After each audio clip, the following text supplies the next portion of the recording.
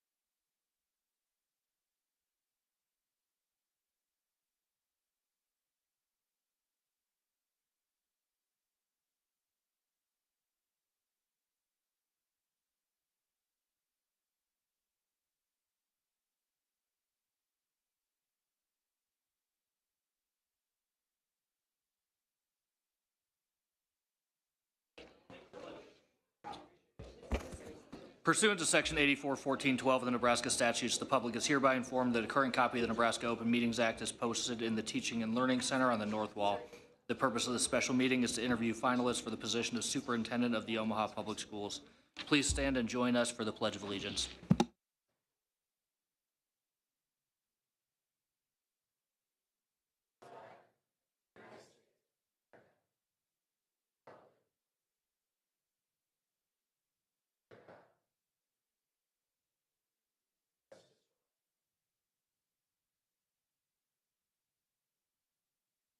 Thank you. Dr. McFarland, please call the roll. Cassidy. Here. Erdenberger. Present. Full. Here. Head. Present. Coleman. Present. Juarez. Here. Krakke. Here. Smith. Here. Thielen. Here. 9 present. Thank you. The first order of business is item D1, the Superintendent Search Board interview of Mr. Luis Solano.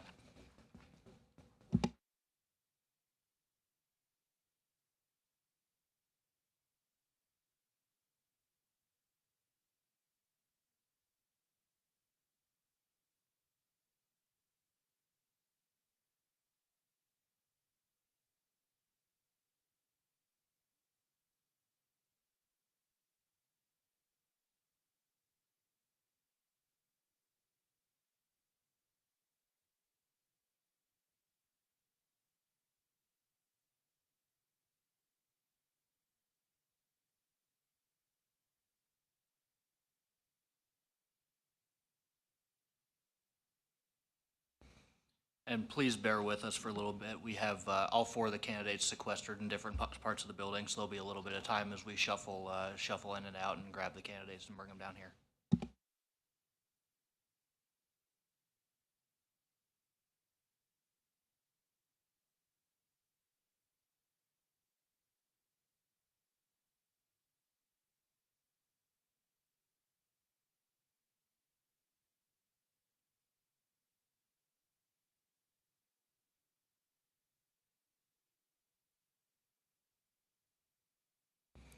And just a quick reminder to the public as well, this meeting as well as, or similar to all of our other Board of Education meetings, is live streamed as well. So anyone who's not here tonight, well, I guess they probably wouldn't be hearing what I'm saying right now, but they can turn into the live stream on the OPS website and watch the proceedings and the interviews tonight as well.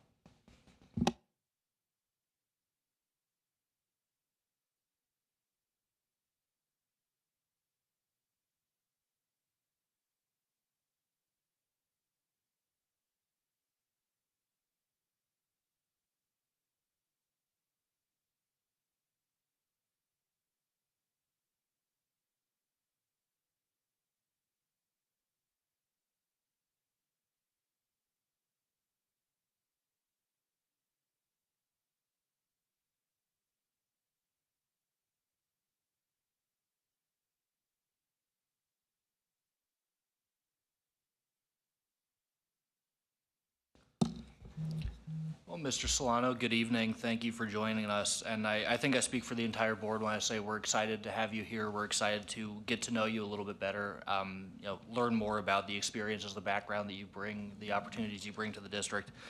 So a little bit about the format tonight. Each candidate will receive a question from each board member, and we'll have approximately 3 to 4 minutes for an answer.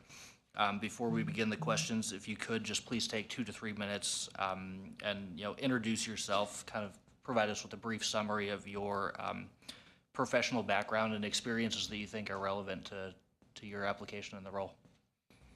Yes, thank you for the opportunity.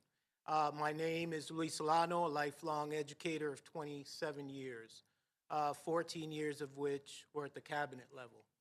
Before I became an educator, I was like many of the kids who attend my schools. I am the proud son of migrant laborers with no more than a primary education.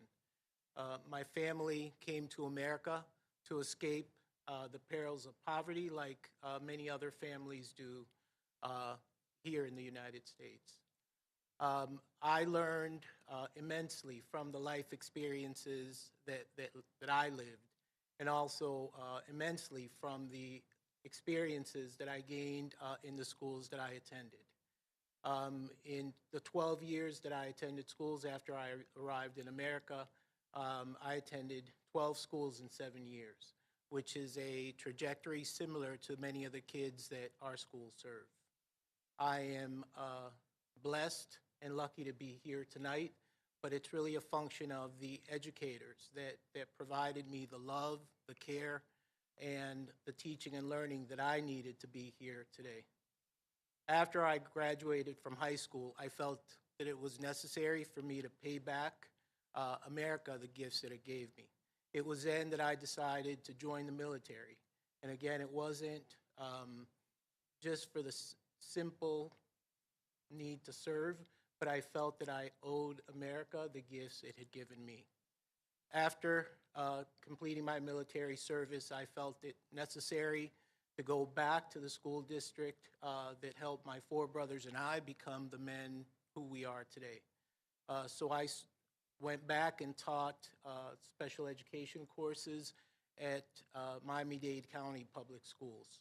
I served in Miami-Dade for approximately 15 years, holding teacher roles, administrator roles, and cabinet level roles. Following that, I served in 2 cabinets, transformational cabinets that were given very significant assignments that where we transformed the district and gave children and communities the schools that they deserve. And with that, that concludes my comments. Thank you, Mr. Solano. And so the first question, when considering educational improvement efforts, how do you identify best practices and build an organizational structure that can produce positive end results? The first step is looking within our organization to see the talent that we have within the organization. Understand their knowledge, skills, and abilities to move the proverbial ball forward so that we can provide our children with the education they deserve. It's critical that we understand the talent that we have within house so that we're able to fully capitalize on the knowledge and skills that they have to aid in our transformation.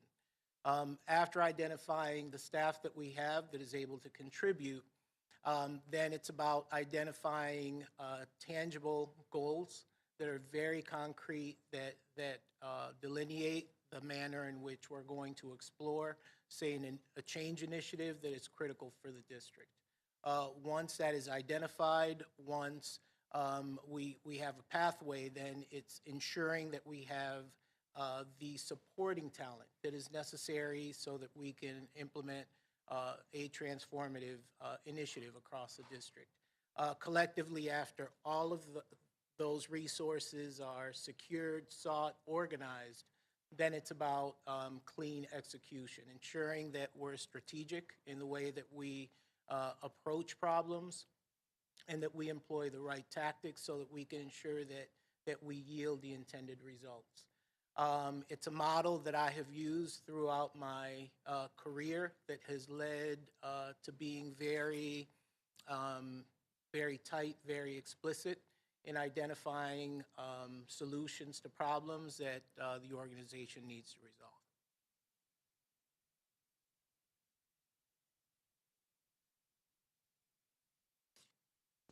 Okay, I have question number 2.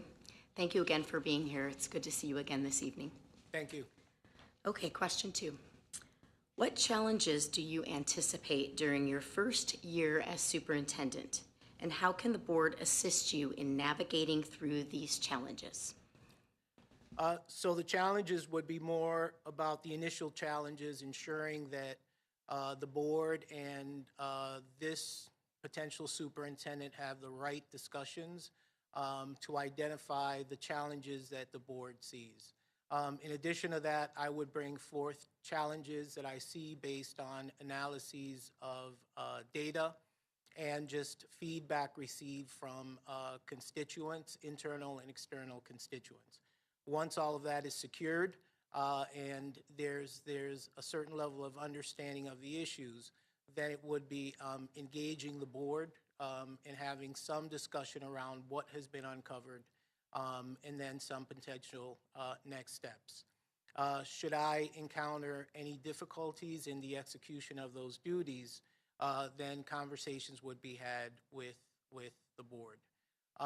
As always, whenever we're looking to implement some initiative, we will find issues that will be somewhat troublesome, sometimes politically sensitive.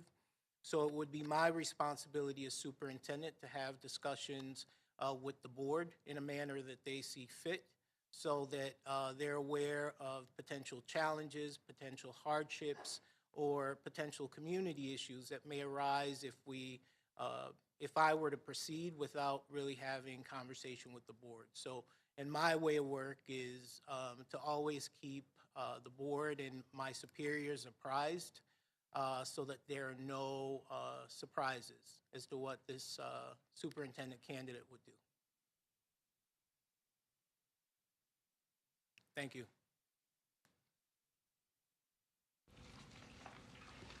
Okay, I'm next.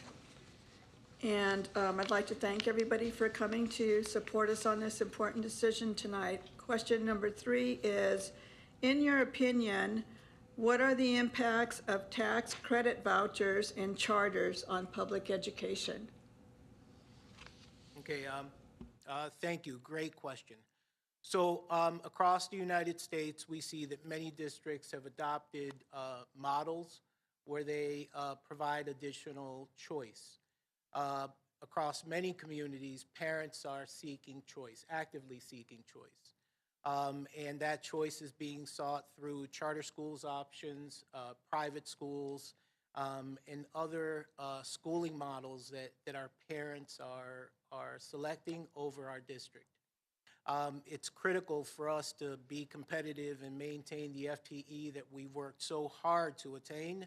It's very critical that we begin to look at our schools and look at these models and develop our own choice options. Some districts that I've worked in and led the C&I shop, we implemented initiatives. One was the first really global K-12, K through 12 ACE Cambridge Advanced Learning Program. That was a program that under my tenure in Collier County Public Schools was implemented so that all parents had access to rigorous programming for gifted and advanced students, and then other students that may not have been assessed and identified as gifted and advanced, but students with promise. Programs of this nature enable school districts to maintain the kids that we have and help us attract new kids. This district has some choice options, but in my opinion, we can expand those options and then begin to really expand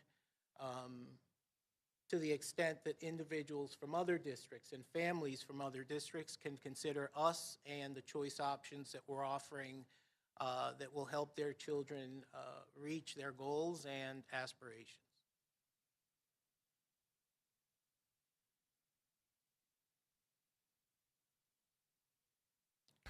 I have the next question.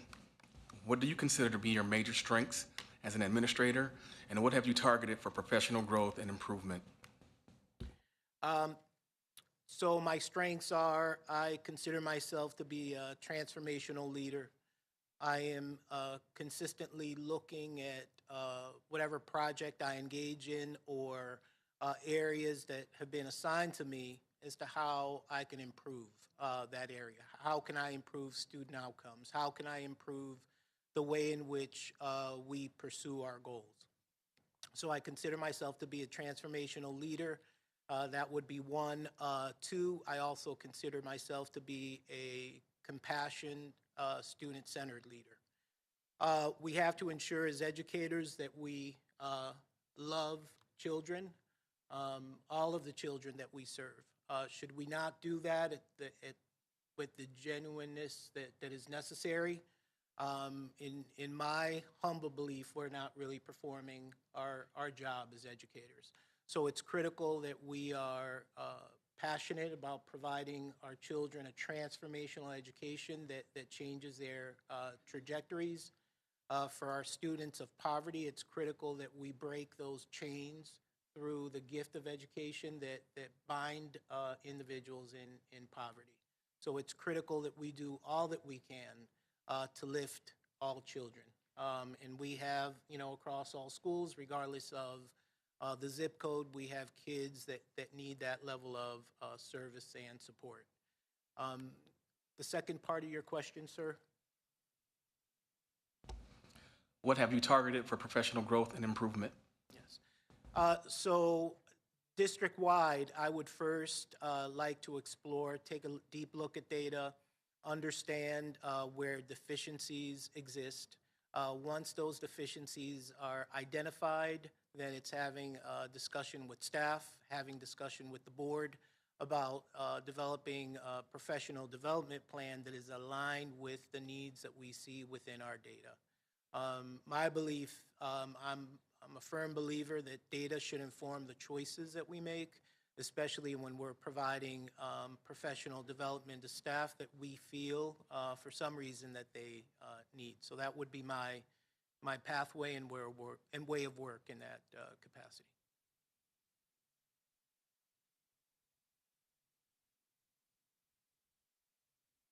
Thank you very much. It has been a pleasure to meet with you and talk with you. My question is, what process would you put in place to ensure that high-quality teachers and staff members are recruited and retained?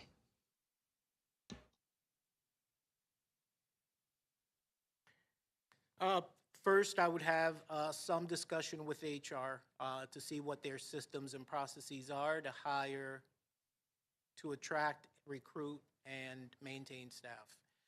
After developing a deep understanding and hearing what strategies have been successful, I would use those initial strategies as the baseline strategies. In addition to that, and just throughout my career in 3 school districts, one of which had over 500 vacancies, and this was in Detroit, post the school closures and emergency management, we took a deep dive of the data. We developed a deep understanding of the labor market, and we went after teachers. We worked with our unions to negotiate bonuses, signing bonuses, and other different compensation models to tighten the salary schedule so that we would be the most competitive district across the state. So in resolving just teacher issues, challenges that arise based on needs to recruit staff, it has to be a multi-pronged strategy, one that ensures that we're going after the talent that we need, ensuring that our compensation strategy is aligned with our needs, ensuring that once we hire teachers, that we implement a strategy to ensure that they feel that they're being treated as professionals who are respected and valued. And that would be the same for other individuals across different job classifications. But the only way that we will yield that fully staffed status is by implementing a multi-pronged strategy that really looks at all of the needs that we have to successfully hire the candidates that we need.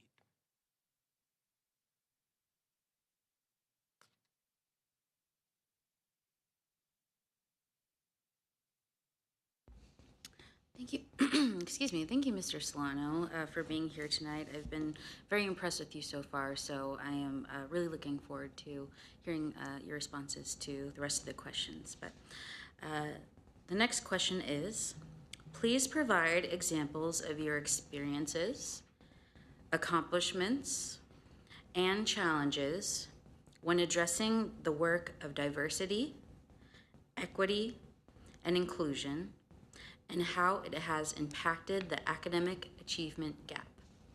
Okay. Thank you for that question, a critical question. So diversity, equity, and inclusion are really the core of our being within school districts. there are a number of school districts that just focus on the equity component, and it's critical that we focus on all three components. Diversity ensures that we are looking beyond just one subset of students, one demographic area of students, and looking at all students and what their needs are. Then it's the equity issue, ensuring that all students are provided an education and services and experiences that are equitable in nature.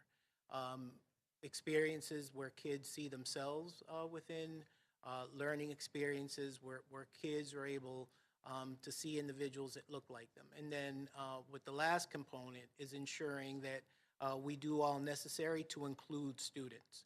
Should we not include students, we can do all the equity work in the world, but it's critical that we create ways in which all students are included, and no student feels that they are not apart. They're not separate and apart from the student population. So in my professional view and my experience, it's critical that we implement all three components so that children feel loved, respected. In classrooms, they feel challenged, prepared, and then they also feel that they're part of the greater school culture. Would you like to offer any specific experiences? Yes, so throughout my career, especially in Collier County, we experienced some upsetting issues where some students across a number of schools decided on a day that a holiday that's set aside to honor our Jewish Americans. We had a number of students that instead decided to implement an initiative that they called Kick a Jewish Person. Something that was just totally inappropriate, but it highlighted, given the conversations that we had with students in the community, that there was a lack of sensitivity, a lack of knowing of our Jewish community, and we brought in parents, had conversations about the issue. Most of the parents were appalled as to what happened, but understood that for their children to act in the way that they did, and for children at scale in the schools that we served not express the way that they felt about what occurred, we felt that there was a need to educate, a need to establish policy that addresses how to deal with students that engage in those behaviors. And then in addition to that, some knowledge development so that kids understand our Jewish, the students that we serve that were of Jewish descent, and historically what the Jewish community, all the issues that they had to endure. So since that program was implemented, we then used the template for that education program to implement it with other issues that we experience across the district. And it proved to be vital.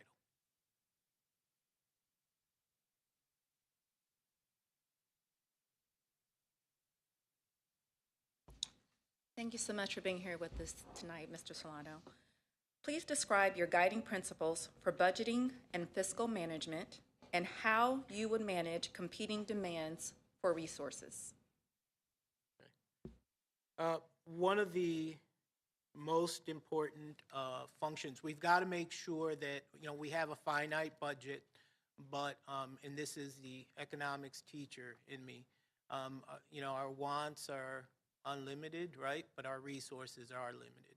So we would love to give every teacher all of the resources in the world that they'd like, and every school, every position that they need. But we have to make sure that, I have to make sure that when we are ready to budget, I bring a balanced budget to the board to consider. The only way that occurs is by taking a deep look at the services that we provide, the cost of the services, the return that we're yielding from those services. If they're services, programs that we need, that our students are benefiting from, and we actually have data that proves it, then we should consider reinvestment. In one of my prior districts, we implemented modified zero-based budgeting on an annual basis so that we can stop the practice of our supervisors to stop setting aside money that they may need. So it was critical for us to ensure that we ran tight budgets, but tight budgets that then enabled us to shift additional dollars to student services that were direly needed across the district. So implementing that one strategy and just other fiscal management strategies that are just best practices were critical, not only in developing the initial budget that is approved by the board, but also managing our budget so that we end the year in a positive manner and we're able to shift funds back to general fund and reinvest them in teaching and learning. So multi-pronged approach, but it's really yielded significant savings and also fiscal management.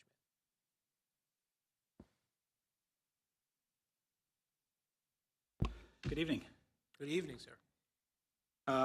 How would you approach identifying the change or changes our district needs to make to improve student outcomes? So the first would be hearing the areas that need change, that need transformation, understanding, let's say it's a program, understanding the program, reaching out to different internal and external constituents to better understand the purpose of the program and the effect of the program. After a high-level understanding is developed of the program, then it's digging deeper to understand what we have yielded from implementing that program. And then it's looking at then the value that we're yielding per student for these programs.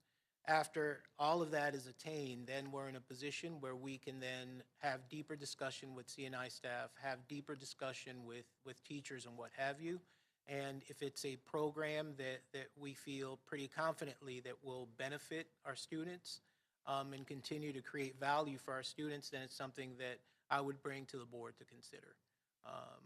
And just essentially just bringing it back from year to year. So implementing that model on an annual basis in the selection of things that we set aside and initiatives that we set aside. It's critical that we implement with fidelity a process that's structured in that way so that we can get to the right budgetary value and we're able to provide students with the experiences that they're entitled to receive. Thank you.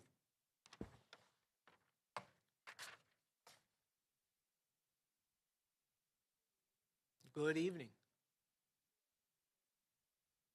Okay. I'd like you to describe how you have built trust and confidence among parents, teachers, administrators, and the community. Okay, great question. So it's about maintaining one's integrity, being honest at all times, being transparent at all times, ensuring that your word means something.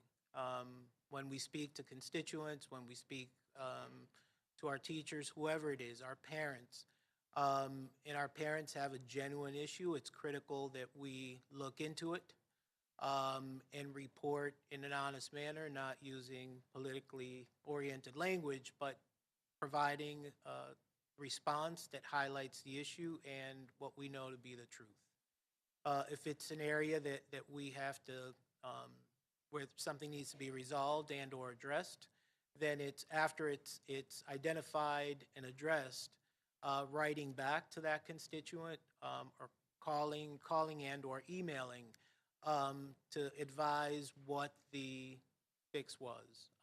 That is a way of work that I implemented several years ago, and it's paid dividends. It helps the district, and more so central office, reestablish the trust that we should have in the constituents that we serve. So that's something that I would implement in my practice, and I would work with staff to expand it so that we all at the same level are being very genuine, very transparent about our work and what we're doing to address areas of need.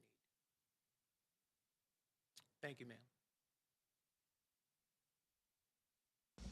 Well, thank you again, Mr. Solano. In closing, I just wanted to give you the opportunity to provide us kind of your closing argument, if you will. Provide us why you think you're the best choice to be our superintendent.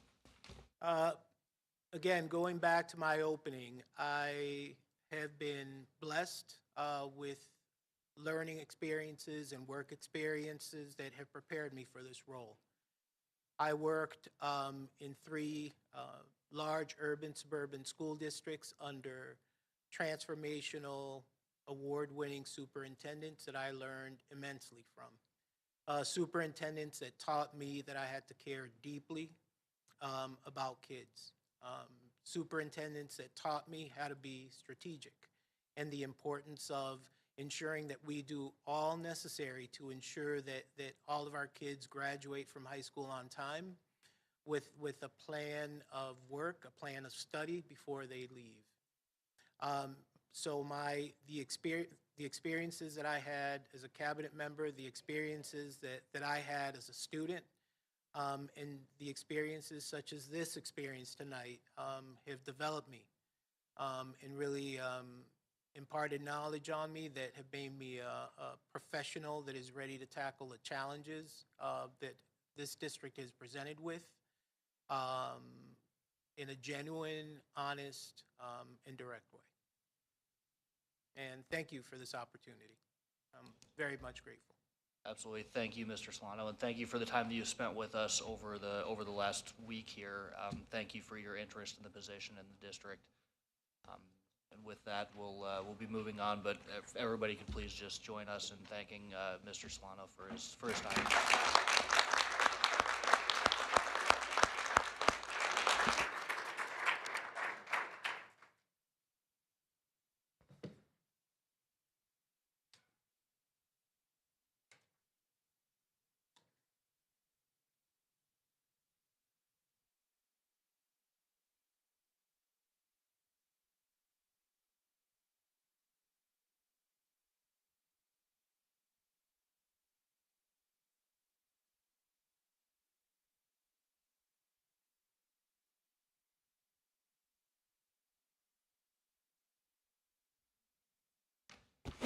All right, moving on. The next item of business, item D2, the superintendent search board interview of Mr. Christopher Bernier.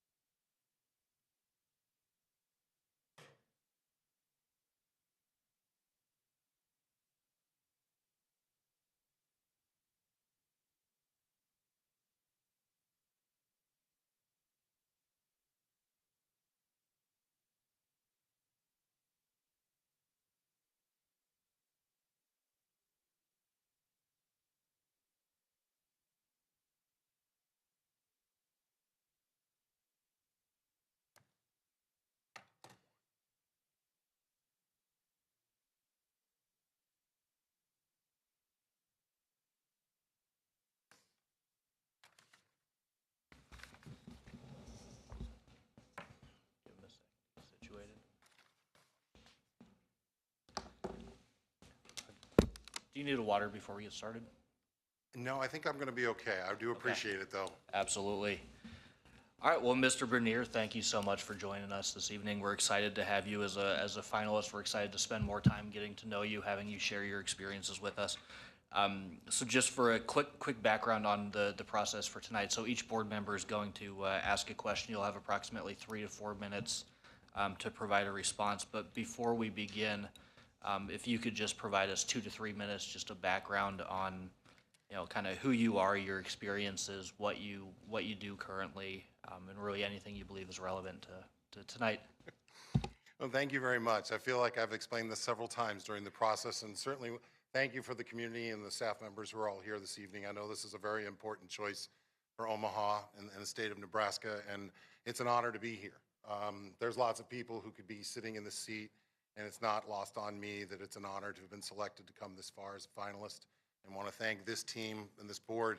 You've run a beautiful search. It runs like clockwork, and your staff has been nothing but professional and really supportive. My name is Dr. Christopher Bernier. I am currently the superintendent in the school district of Lee County, which is in Southwest Florida, in Fort Myers. I know my mayor in Cape Coral, my mayor in Bonita, and my mayor in Estero will probably wonder why I haven't raised their names in the course of this process, but we're a conglomeration of several municipalities, and it's a great place to work, learn, and play, and really excited about the opportunity that I've had there.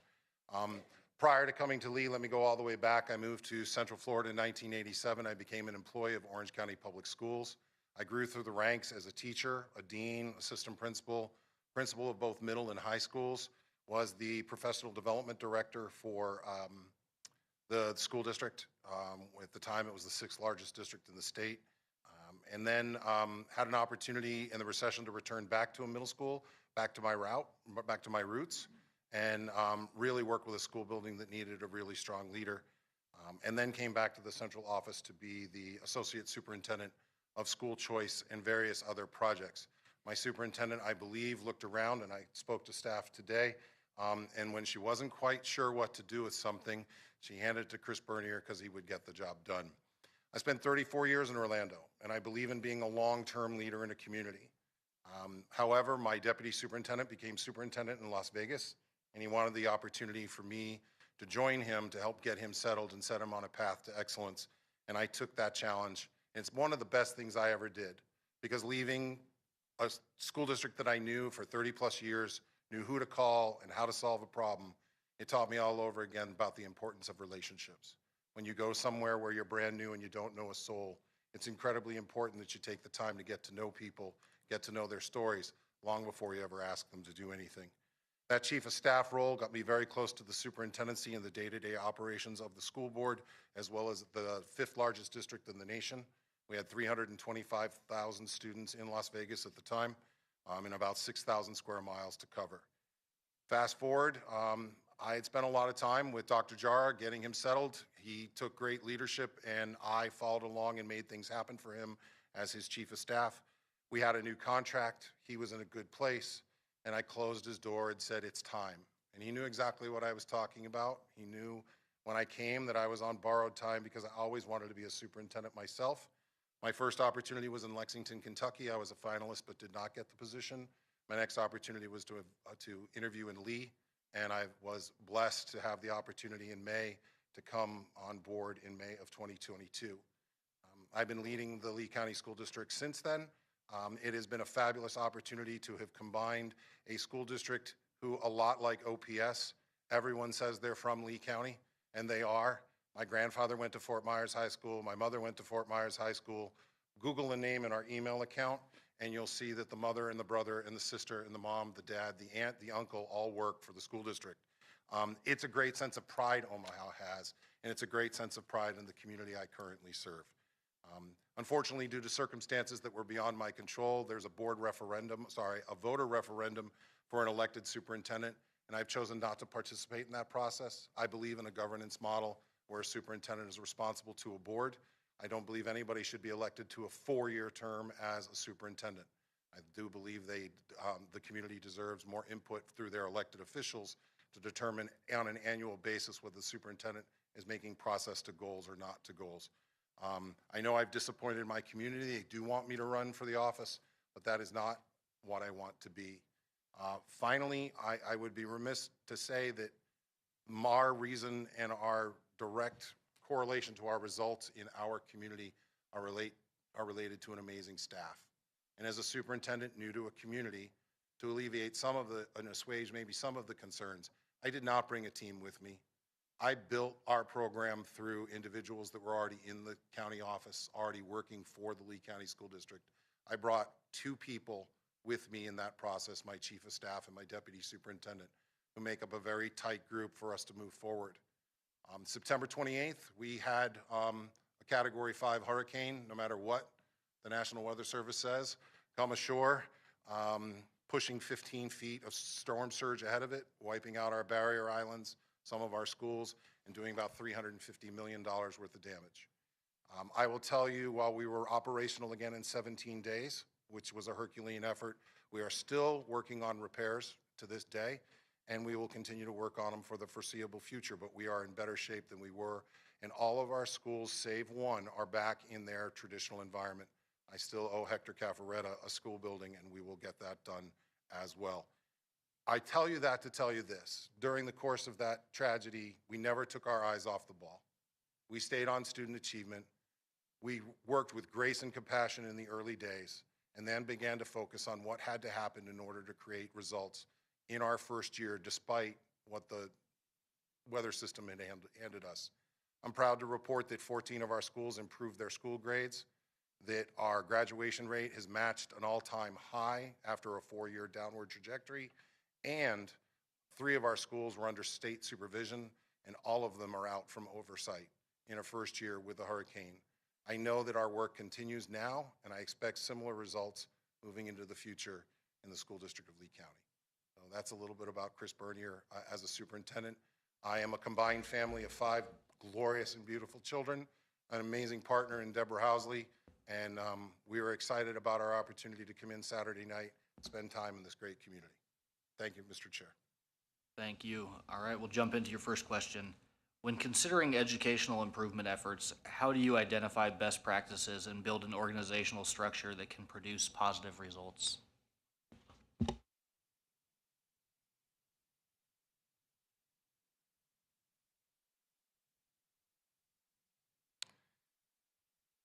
Thank you very much, sir, for the question. When improving organizations, you really have to look at how you work to improve organizational outcomes. Organizational outcomes, to me, derive from strategic plans. In Lee County, I was blessed to have the opportunity to refresh our strategic plan based upon the impact of Hurricane Ian and our board's desire to refresh it and make sure that we were working on the right work. How you implement and what you find depends upon what's working, and let me begin by you start with what's working from within. You have some amazing programs here. It's been a pleasure to tour your schools and see them at work. It's been a pleasure to have the feeling, and I told many of you at lunch or other opportunities today where I've had a chance to be with you, my standard is, would I put my child in that school? And the answer in the school buildings I've seen and the other ones you've allowed me to visit, the answer is an overwhelming yes. There's a sense of caring and commitment to our students that I think is just amazing. But I also think it's more than that. I think we have to look at what's working within and what's actually moving the student achievement needle. I think we have to look what's working in retention and recruitment of teachers and what's moving that in a positive direction. I think we also have to look outside the organization. We have to rely on organizations like the Council of Great City Schools. I'm blessed to belong to the Carnegie Network in my school district in Lee County, which we were picked as one of the 9 districts in the nation to participate. We also have to look at what other districts of similar size and similar demographics are doing. And we have to borrow, some people will say steal, but we have to borrow ideas that work, and then we have to measure them. We have to make sure that we're getting return on investment and that we are understanding if the work we are doing is working. Because it's not enough to install a program. You have to follow through to execution. And if it's not working, you have to make some decision. Did we pick the wrong thing, or are we not doing with fidelity? And that's where program evaluation becomes so important. Finally, I'd like to add in my short time in Lee County, we've worked very hard on a concept called organizational discipline. We really believe in several tenets about doing our work that I think I could bring to the Omaha public school system. That's that all decisions are always made in the best interest of children. To our labor unions and our individuals who do the hard work in our school district every day, I understand happy kids, happy teachers. I understand the connection between that because happy kids and happy teachers make for happy parents.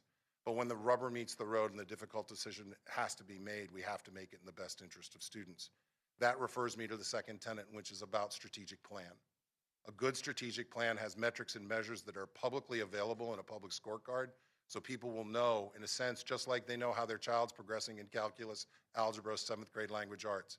They'll know how we're progressing, and they'll be able to see our work. The third aspect of organizational discipline that my team and I came up with together was this idea of that our work is interconnected. We're reliant upon each other to make things happen. We have to work in systems, not work in silos. Lastly, I would share that we all share in a responsibility to hold each other accountable. I've shared with even the press today. Accountability does not mean a gotcha. It means we didn't meet standard, and how are we going to move forward to make it a better place? And lastly, my team reminds me all the time, our 5th section of organizational discipline is to celebrate the human element.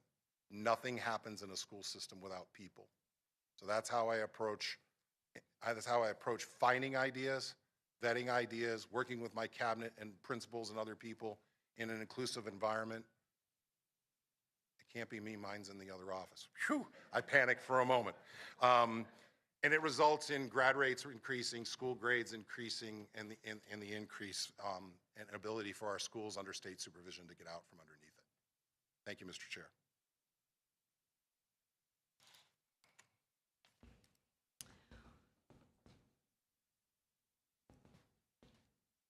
Okay, good evening. Good evening, Dr. Bernier. Thank you again for being here. It's so good to see you. Okay, I have your second question. What challenges do you anticipate during your first year as superintendent? And how can the board assist you in navigating through these challenges?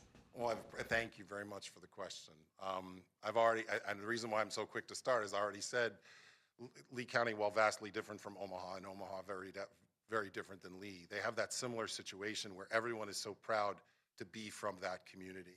And that provides an outsider additional challenges, no question about it. I think what I would look for in that first year are the challenges I would face is continuing to learn and understand this community. I shared over coffee or breakfast or somewhere today that there's 4 very important structures to an organization. Bowman and Deal talk about 4 frames: the structural, the political, the human resources, and the symbolic. And some of those things are easily seen. Structure's an org chart. HR, I can meet with the HR director. But when you get to symbolic issues and long-term standing issues, I would hope that the board would help support this superintendent in understanding some of those symbolic and other issues. I was the youngest of 5. What a great position to be in. I watched older brothers and sisters go through the minefield and step on the mines. If I paid very close attention, I knew how to avoid those. Every school system has its traps and concerns. All I want is the board to help me understand where those are, and my team to help me understand where those are, and then I get to make the informed choice of whether I go wandering into that area or not. It doesn't mean those areas have to be addressed right away, but they will have to be addressed. So I would hope the board would support me in that way by helping me become a part of the Omaha community, help work with me to understand Omaha's nuances, to make sure that we establish a cadence of communication with each other and that we have a way that works for each 9 of my dance partners who are up here on the dais. Some like to jitterbug to the community, some want to waltz, some are happy just to sit back against the wall and let other people dance. I have to understand that about each of you and make sure. So how do you operationalize that for me? Come with me. When I get here and I start an entry plan, come to my events. Be supportive of me in the community. Help me establish a communication protocol with you and others. Help me to understand who the internal and external stakeholders are who can help. Make that extra introduction, because anything you can do to help accelerate what I've told you and will tell the community, which is a listen first, Then you can learn, and only after that can you lead. Help me accelerate that listen and learning part so I can get there as quickly as possible and begin to affect the change that you want and this community wants as well.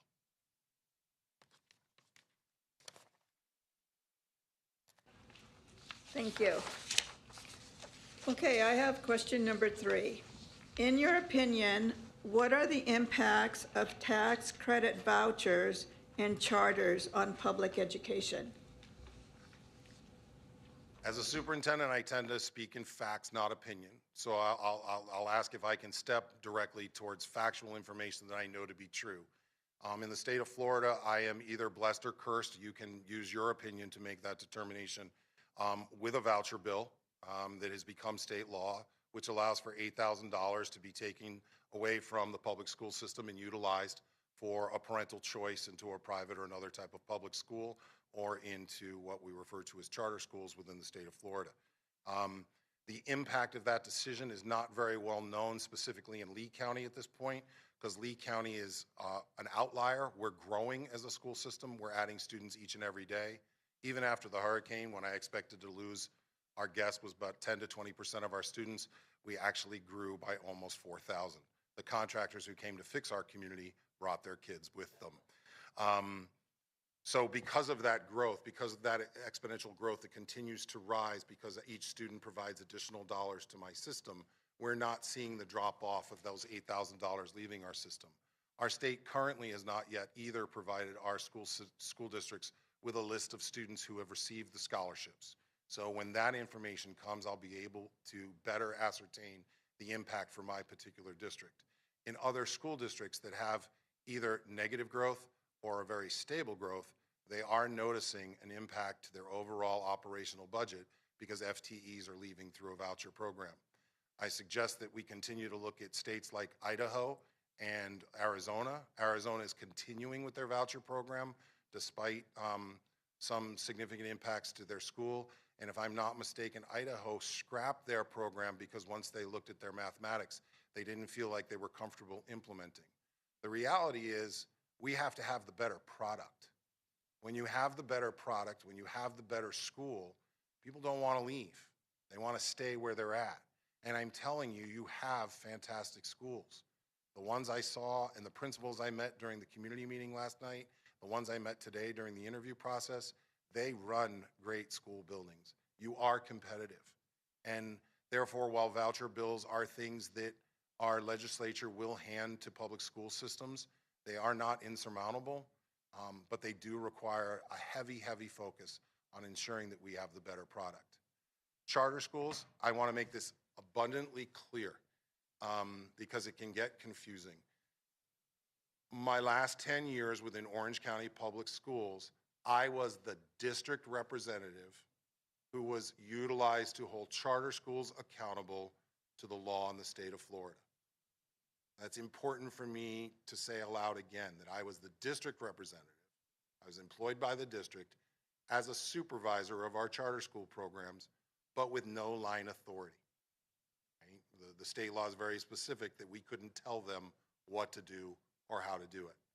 But there were aspects of the law that allowed me to look at their performance, decide whether they were going to be renewed or not, determined whether a new application was going to be approved by the board at my recommendation or not. And that work became very critical to ensuring high quality charters within the school district of Orange County. I did not work with charters in Las Vegas, and right now Nebraska does not specifically have a charter law, but I will share with you that I believe that this school district, as well as any state not with a charter law, is probably living on some borrowed time. It's going to come. Again, it's about having a better product when it does, and then helping to shape the law that helps create them. Some states create them at the state Department of Education level and gives the local educational authority, the LEA, the district, very little authority. Other states like Florida allow the LEA to make decisions and allow them to make the decisions about whether a school could open or not. They have an appeals process clearly if they don't like any decision that the district makes, including a closure.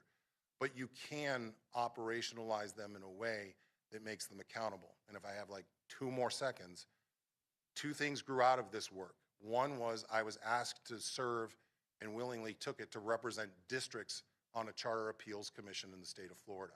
When a charter either appealed its inability to open or a closure, I sat representing district interests as a fair and impartial judge of whether that charter school was being handled fairly or unfairly. The other piece that I found out, just like accreditation, is that my charter school operators who are running well-run schools and doing really amazing things, they were tougher on the charter schools that weren't performing than I was. So we made them a part of our accreditation renewal team. And it was helpful to have other charter school operators in the same room, helping a district make its decision as to whether a charter school would continue or not. Final decision rested with me for recommendation. It clearly rested with the board. But that idea of including people who could hold their own compatriots accountable was an incredible piece.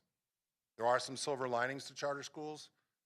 One in particular in Orlando really had a handle on 8th grade science and 10th grade science results. They were open. They allowed our staff and our professional development team, curriculum team to come in and look at how and what they were doing.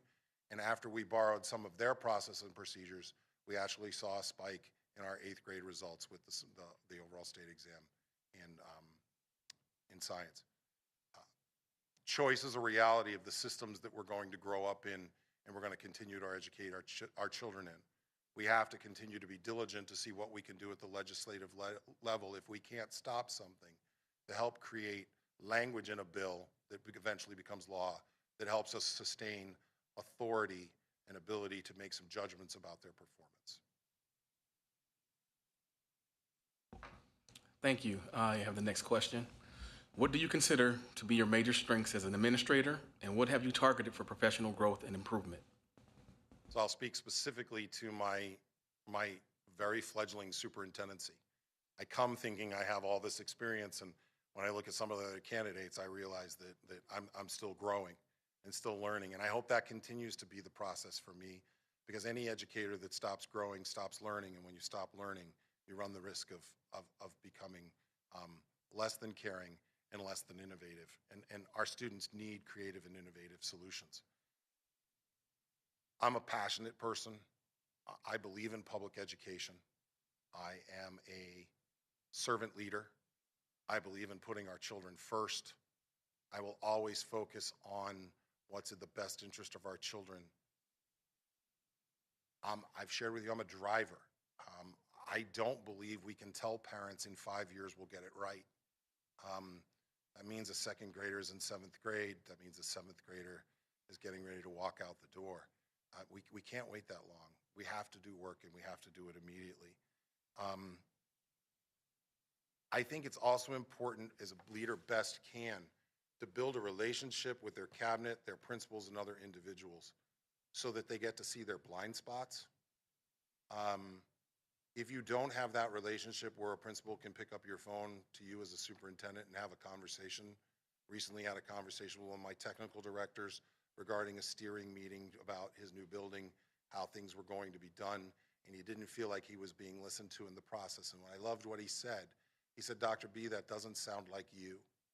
What I'm hearing from your committee doesn't sound like the district that you want to run. He may be a very wise young man who figured out how to get my attention, but I really believed he saw incongruency between the message of how I want my staff to operate and how he was being treated. So you need that. So if you don't have that built in a year 1 or year 2, you really have to look towards processes. I'm a firm believer in a 360 assessment. I don't think it should be used as an evaluation tool of a superintendent, but I do believe it helps understand an individual to understand where they are, how their board, how their principals, how other internal and external and internal stakeholders feel like they're performing. That led me to 3 big issues, and I wrote them up in my self-evaluation for my board before being evaluated. It's important to help people understand that the progress they're making, even if it's incremental, is positive progress. I have a superintendent coin. I write 5 to 6 thank you notes a week. I will publicly admit, I do not like writing thank you notes because I have horrible handwriting, and they come with a business card in case anybody wants a translation, because all translations, I tell them, are free. So I use a big marker, I write in big printed letters. It's not beautiful, but I want people to be recognized for that incremental growth towards our values and towards our outcomes. That was something that my team told me I needed to be better at. They didn't say I was bad, but I needed to be better. So I've done that. I've built in my superintendent's coin. I had trouble giving those out because I wanted it to be for something that was perfect and finished. Nothing ever is perfect and finished. It's that incremental moment. Some are big awards. Some are silently handed in a handshake to a student or to a teacher or to an administrator saying, job well done. My board members all have one, not just because I gave it to them, but because they've done things on behalf of children that I've recognized as aligned to our core values. Lastly, in a cabinet, and that's what led to the organizational discipline I recently described in, I think, my first answer. My cabinet fed back that they liked where we were going, but they weren't really clear on how I made decisions. So I began to work with professional development myself with my team. We've been reading lots of different information about where I get my thinking from. Heifetz's work on balcony versus dance floor. Really important to be on the dance floor to see what's going on. But as a leader of a district this large, you must elevate yourself to see it from the balcony as well. But you can't stay there. You have to come back down and continue to do the work, and that's what I mean about servant leadership. The other piece is I was deeply embedded in my upbringing within the Orange County Public School System as a teacher and administrator to Trago Ed. I work very, very clearly. I have my cards here with me. Decision analysis, situation appraisal, potential problem analysis. The old adage with Kempner Trago was, they were two researchers, can decision making be taught or is it innate? And they realized that it is innate in a lot of people, but it helps to have specific tools if it's not innate in a person to be able to follow. We've spent all last semester training my team in the Trago tools. They do understand. We're now using common language, like maybe we should do a situation appraisal on that before we even think about what our decision is. If we're going to make a decision between two things, which really is the better option, and how can we make our thinking visible in case anybody questions it?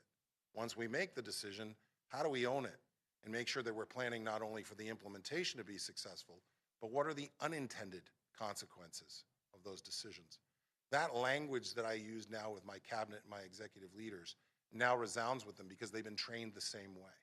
So that's another area of professional development that I had to learn as a superintendent, that I have to teach. And by teaching, we get to common vocabulary. And by common vocabulary, we can begin to make the impact for the students that we want. Thank you.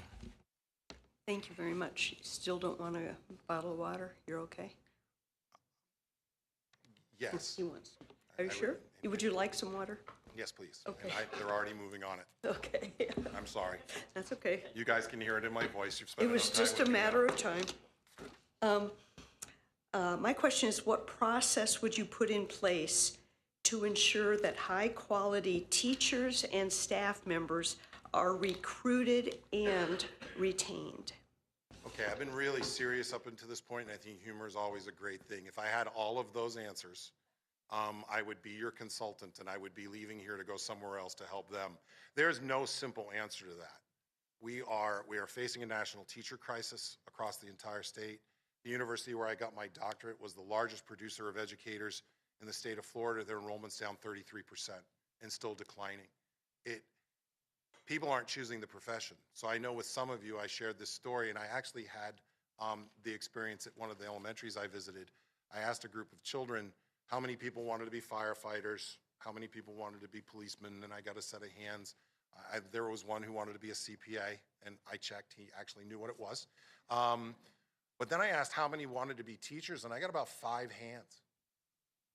So what are we doing beginning in 4th grade to make sure we don't, in the process of them engaging with us, talk them out of the profession? How do we find a way of finding out who they are, what they are, and how do we support that dream? Because we help build trades, welders, construction, great scholars, financial accountants, lawyers, but we have not really done a good job nationwide in building our teaching pool. So I think that's one of the things systemically we have to do is we have to think about building our own. There are some other aspects as well. I in my organization in Lee County have retooled human resources. We've tried to make it easier and quicker to get from that point that I'm interested in a school and I'm interested in teaching or a bus driver and getting them to the finish line faster, quicker before somebody else snaps them up. Because just because they've applied to us doesn't mean they didn't apply 2 weeks ago with someone else. We are in the process of removing both our physical requirements and any costs associated with that. We are now beginning the process to pay for our fingerprinting for our employees because we're asking employees to pay for things and they're not even employed yet. So we've figured out how to deal with that through our finance and other areas. We continue to work with reverse engineering things like LinkedIn. We work on Indeed. We're trying to go find people where they are because the day and age of people coming in and presenting themselves at your human resource division saying, hi, I'd like to be that's not how it's working anymore. School districts have to get more creative and more aggressive to go out and find people and make sure you're finding the best candidates for each job. Internally, one of the things we're doing is we've created a paraprofessional to college pipeline. I know you have one as well. It's working well. We have about 50 of our paraprofessionals involved in that at Florida Gulf Coast University, and with no cost to them, including their cost to senior teach, they will be certified educators within a 1 to 2 year period of time. We are paying our senior interns when they become senior interns. We are giving them 1/2 of a beginning teacher's salary, but we're locking them down into contracts that will allow them to stay with Lee County and become part of our family for at least a few years. If we can get them and treat them correctly and retain them, then we have a workforce. We hired 615 teachers between May and September in Florida. Problem was, I lost 860 in the course of the year, some with retirement, some very unhappy with the situations they were in. It ran the gamut. The bottom line is how can we reduce that number of 860 down below the 615 that we found? And that's all about retention. And we can talk about it as a board, and we can talk about it as a superintendent, but it has to live with the hiring managers, the principals, the assistant principals, the school secretaries. Everybody is a recruiter of talent. I don't know how many people I tried to recruit last night. I'm a retired educator. I left 2 years ago. Want to come back? We have a job for you. Nobody took me up on the offer except for one. She thinks she does want to come back, but she's not sure based upon her retirement situation if she can. So we explored that a little bit, and that's something we should ask the Nebraska legislator to help us with. If people can't come back because of their retirement, we have to try to find a pathway around it, especially if they were an effective educator. So we have to find different ways to motivate and find people from the outside, bring them in to a faster but appropriate process. We want them background checked. We want them fingerprinted. We want to make sure that we've got the right people on the right jobs. But we also have to look at competitive compensation packages. I'm proud of the work in the last 2 years we've done. Our board, at both of our direction and in closed session, made the determination we would eat the inflationary costs related to our insurance program. It was about $19.3 million. So we did not pass those rising costs on to our employees. We had the money in our insurance reserves as we're self-insured to be able to do that. This past year, we put 8% on the board for just about all of our employees. Some of our unions applied it directly in that amount.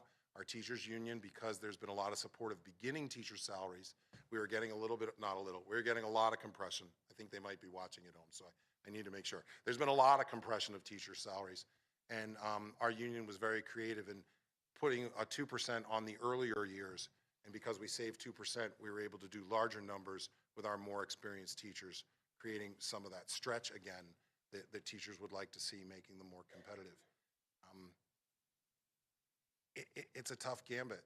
You know, I know recruiting people to Omaha. I love it. I know why I love it. I'll be happy to answer that question.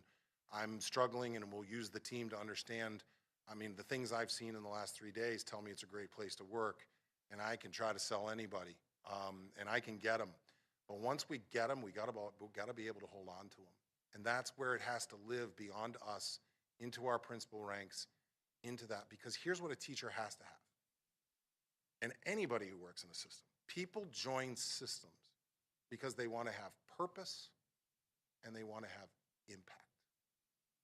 They have to feel that every day.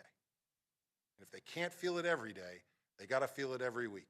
And if they can't feel it every week, then we got to do something better so they do feel it. I've shared with you my project appreciation and how our seniors write letters to teachers who've impacted them. I've shared with you what I've done in Las Vegas with a middle school pilot project for 5 hard-to-staff schools and how we got them fully staffed and retained the teachers in some cases with less than 1% turnover, and at the same time raise their student achievement scores. There are ways to do it. Some of them, like letter writing campaigns from seniors back to their teachers, don't cost a lot other than people's time, and time's very valuable. Other things like a middle school project with hard-to-staff middle schools, there was significant contribution from the board and from our general fund in order to make those things happen. We just have to together get creative and figure out a way, because every single child deserves a certified educator in front of them. Every single child deserves a bus driver. And our staff deserves to be able to do their job and not do the jobs of the people who are out for that day or for the vacancy that still hasn't been covered. Thank you. I just want to make sure you're not recruiting our teachers while you're at it. I am not. I have not handed out one business card except for the gentleman in the holding tank, and that was just to put him in touch with my chief strategy officer. That was it. Okay, thank you. Good evening, Dr. Bernier, and thank you so much for being here tonight. Your next question is, it's kind of long-winded, so I'll go slow. Please provide examples of your experiences, accomplishments, and challenges when addressing the work of diversity, equity, and inclusion, and how it has impacted the academic achievement gap.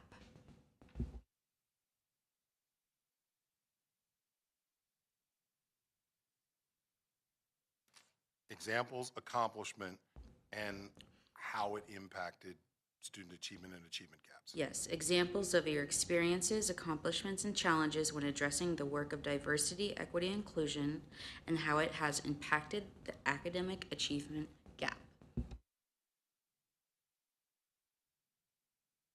I think the best way to answer that question is to use some pretty specific examples so that the community can understand the type of leader that I've been asked to become in other areas where I've actually led the work myself.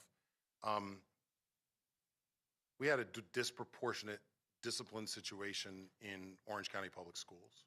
By disproportionality, I mean students of other races other than white were impacting the discipline system, either being suspended in school, out of school, in multiple, at a rate higher than their other peer groups.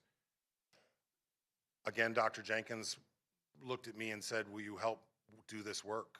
And I said, "Of course I will." And we talked about and began to develop a discipline committee made up of principals, made up of community leaders. I had some churches that were already running alternative to suspension programs on behalf of the school district because they had church halls that were available, and the pastors' wives also happened to be certified educators. So it was a really amazing opportunity to bring a community of learners together. We had tackled disproportionately by changing in-school suspension to positive alternative to school suspension, and it's just a title change, but it's more than that. We moved away from a classified or support professional being the person to staff that room, and we required that person over time to be a certified educator. If children are going to be removed from the classroom, they deserve that same certification of a certified educator within those classrooms. We built an alternative to suspension program. We found community centers and other areas of our community centers and other locations that were underutilized during the day because our students were in school. So we built programs where we had a certified educator, paraprofessional, and a security guard who would welcome students who had been suspended from school.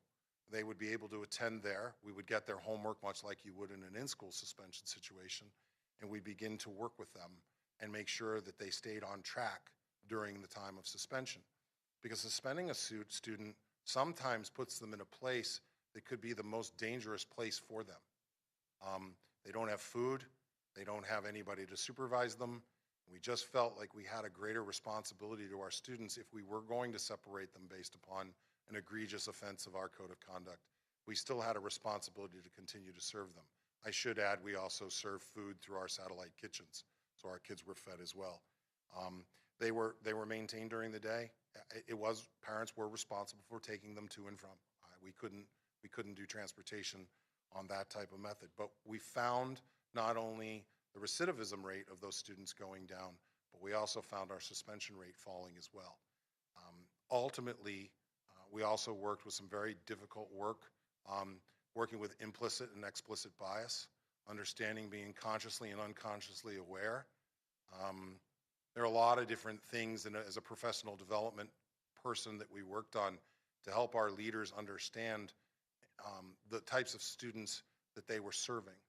And not so much type by color, but the children come to our schoolhouse door with every wonderful opportunity this community provides, but they also come potentially with every impact of their home life and the way they grow up. So we have to make sure that our administrators, teachers, and other individuals are prepared to deal with that continuum of child. Sometimes I think of it as a quilt. The quilt is made up of all of our children, and some of the patches are a little rough around the edges, so we need to sew them up. Others are brand new and clean, and we have to continue to push that student as well. We have to really look at what we mean when we say all means all. So that work led to the School District of Orange County winning the Broad Prize. It was not the only reason. We were also cited for ELL, but we reduced disproportionality enough that the Broad Prize was awarded, and we had $1 million worth of scholarships to share with our community and our students. The other big example I have really grew out of pipeline work in an equity diversity project in Las Vegas, Nevada, and I brought it to Lee County. There are certain areas as you go through a K-12 pipeline where traditionally school systems can leak. Kids don't leak all the way to dropout, but they miss out on opportunities, for instance, if they're in second grade and they're gifted and don't get identified for it. Giftedness generally in school systems across the country are determined by teacher recommendation. I love teachers, and I believe they have a knack for finding gifted students, but moving to a universal screener in Las Vegas brought us within 3 percentage points of our overall demographic data in our gifted populations. The gifted populations prior to that looked an awful lot like me, or they were or they were female and looked an awful lot like me. We were disproportionately high on our white students, and yet we knew we had students in the Latino, African American, Black, and other communities, Native American in Las Vegas as well. And what we found over a 2-year span, because I've stayed in touch with the person responsible with it, we're now within 1 percentage point. This last year in Lee County, we are still 2 percentage points greater than our white population, but all of our demographic data has grown either by single digits, meaning 7, 8, 9%, or it's grown into double digits. So we're closing that gap moving forward so our students don't leak out of that pipeline at the first opportunity. The next area is middle school acceleration. You got kids with the highest test scores. They should be moving into 6th, 7th grade math in elementary school. They should be able to take algebra and geometry before they arrive to high school, because every credit we free up opens up their junior and senior year for those dual enrollment opportunities, the AP, the IB, the Cambridge work. It's just so incredibly important, and we have to take away those prerequisite or gatekeepers that we put in place. And I think that's probably the 2 best examples of how I've moved an equity and diversity needle specifically as a district level administrator. I have more as a teacher and more as a principal, but I think both the moving of the discipline disproportionality by changing our structure and our approach, educating teachers and educators about implicit, explicit bias, some other really important work, and then the work with a universal screener and gifted are 2 areas where I feel proud that I've left behind some legacy work that will continue to serve the community long after I leave. Thank you. And just to jump in real quick, we have about 17 minutes left, 3 more questions and then a closing argument. So, Thank you, sir. With 17 minutes made me feel a lot better. Thank you so much for being here tonight, Dr. Bernier. Please describe your guiding principles for budgeting and fiscal management and how you would manage competing demands for resources. Great question. I'm a fiscal conservative. I believe we are working from borrowed money for taxpayers, and in that we have a contractual relationship to use that money appropriately. I believe we have to be good stewards of the public tax dollar, and therefore we have to be transparent about how we're using it, where it's being used, and what the return of investment is. It's not always easy. But the other aspect beyond that is I believe when it comes, and I think of this as school-based mainly, but I also do it at cabinet sometimes. Financial decisions have to be made based upon the strategic plan. You have a lot of competing outcomes, a lot of competing priorities when budget season arises. But going back to an organized discipline model for an organizational discipline, students, strategic plan. If it's not going to move our needles, whether that's in human resources, operations, in the classroom, then we really ought to consider why we're spending money in that area. We really have to focus on what this board wants as outcomes that they're going to hold the superintendent accountable for in his or her evaluation. So those are some of my guiding principles, that idea of being fiscally conservative, good steward of the public tax dollar, being transparent, focusing on the strategic plan for how and where we spend money, and making sure as best we can that we underpromise and overdeliver. I think sometimes we can get very verbose and make all sorts of promises of how fast we're going to change. And I know that the community at some extent wants change, but I think we have to be really solid. If I could throw one more in, never spend non-recurring dollars on recurring expenses. I've been impressed with how you've approached ESSER. Not all districts across the nation, including mine, I wasn't there when these decisions were made. We spent a lot of money on people, and with the funding cliff coming, we know we're not going to be able to reabsorb all of those people back into our system. I wish it was different because there are going to be some hard conversations ahead this spring, but we're doing everything we can. To that end, I've shared with all of you, and I think it's important for the community to know, I believe with the strategic plan in a student's hand, imagine them sitting on a three-legged stool. One is about all the best curriculum and materials and buses that we need to drive our student achievement needle. The other one is about competitive compensation packages. And the final one is about reserves. If any one of those are too long or too short, the stool becomes unstable, and the student holding the strategic plan becomes in danger of falling off. So when it comes to classroom and operational needs, we have to spend money. Our teachers need all the tools that they need to do the work that we're asking them to get done. That means supplies, that means paper, it means instructional materials, it means the professional development necessary to be successful with those materials, and the professional development to help them deal with all of the young people that come to us. The second piece of my three-legged stool surrounds the idea of compensation. And compensation is not always about salaries. It is sometimes about insurance, but it's about being competitive in the marketplace. Where are our competitors that we're losing teachers to who graduate from the University of Nebraska? Where are they going? Why are they going there? How can we compete with that? What incentives can we bring to keep them local? And what can we do to lock down those senior interns that we have to make sure they don't go somewhere else? Part of that, again, is that pipeline from those fourth graders I met the other day. What are we doing their senior year to say, hey, we've got this program at the University of Nebraska. We'll pay for it, but you got to come back and give us some years. And if we've got our retention things right at that point, they'll stay and they'll continue to be great employees. Lastly, the last-legged stool is reserves. I know sometimes when you're in negotiations with your teachers and other unions, people want to say, well, look at all the money you have in reserve. I don't think you're going to get a Hurricane Ian in Omaha, Nebraska, but you are susceptible to other wind events which could put your district at risk for being able to continue its operations if you don't have good reserves. $330 million worth of damage to our school system.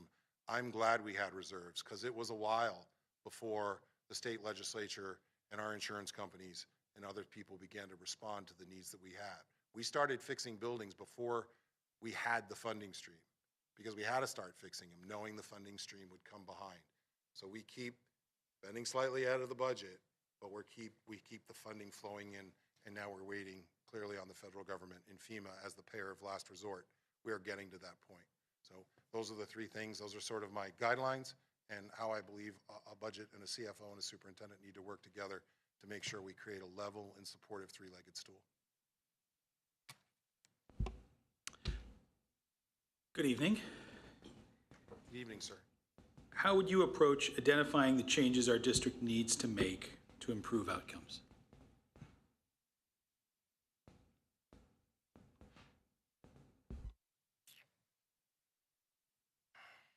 I believe in a process called listen, learn, and lead.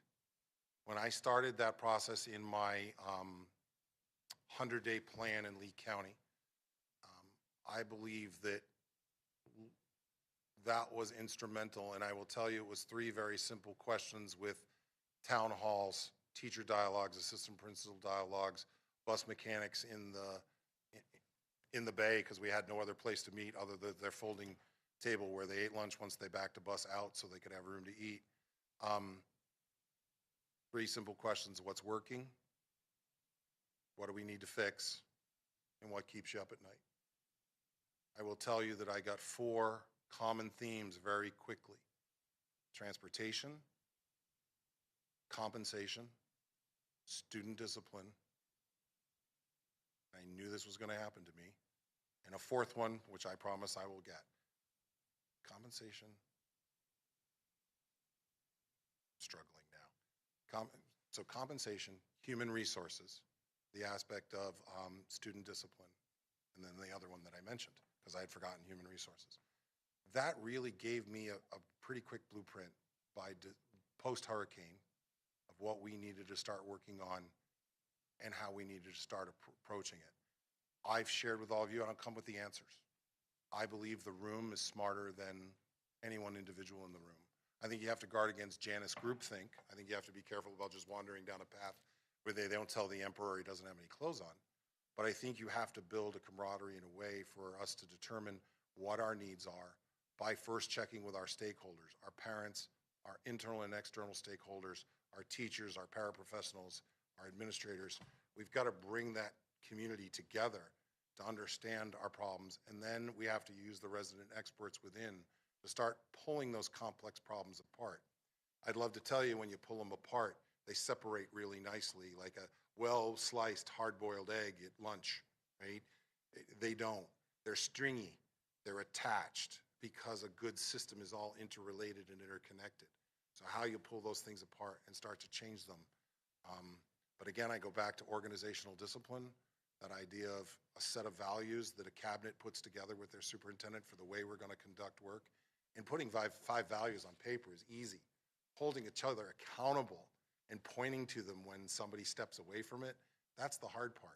But it's how good leaders and good systems police themselves, so that we begin to figure out what we need to do, how we need to do it, communicating with our stakeholders, telling them the why. So often in school systems, we do things, but we don't say why we're doing them. We don't take enough input. I'm glad at Cabinet in Lee County, I no longer have to be the policeman of, have we talked to principals about this? Have we talked to teachers about what we're thinking about doing? And I'll share the Read by Grade 3 initiative that we're underway. We're partnered now with the Lassinger Center out of the University of Florida because our third grade test results have been flat for years. We know we can't approach primary reading the same way. It's just, we'll get the same result. But instead of meeting with the Lassinger Center and our consultant and doing unto teachers, we've brought teachers in kindergarten, first, second grade into the process. We're developing the curriculum together with their input and ours, so that when we release it and they start in the fall, everyone's going to own it. And then we'll work to execute it and continue to professionally develop those people so we get the results that the community wants and the results that we expect. You're welcome, sir.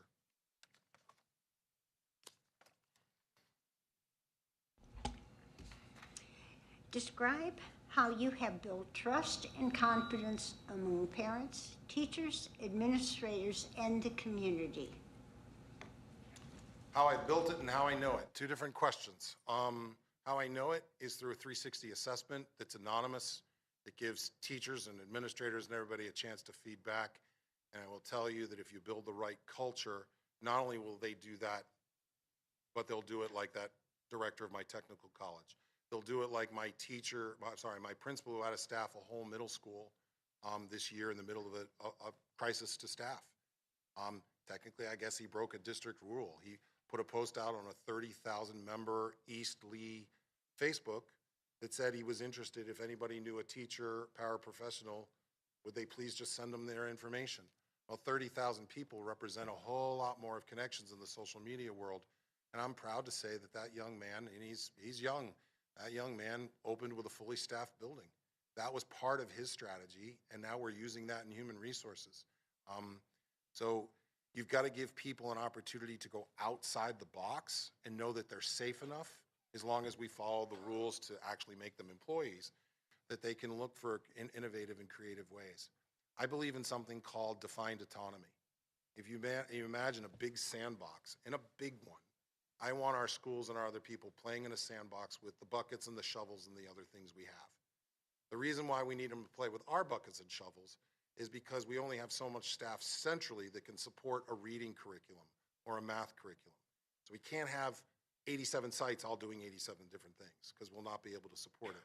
But when somebody wants to change the shovel for a rake, there should be a process by which this organization helps those individuals make that change, so that a reading program maybe we've been utilizing that's no longer returning investment does that. That defined autonomy is really important to principals. I told every principal, I think every principal I met this week, they have the best job in the district. They have the best cross where authority and responsibility lie. They have just about every authority they need to solve their problem on a daily basis, but they have huge responsibility, and it may be the best job in our district. So I'll end with this, that trust and building confidence is about keeping your word.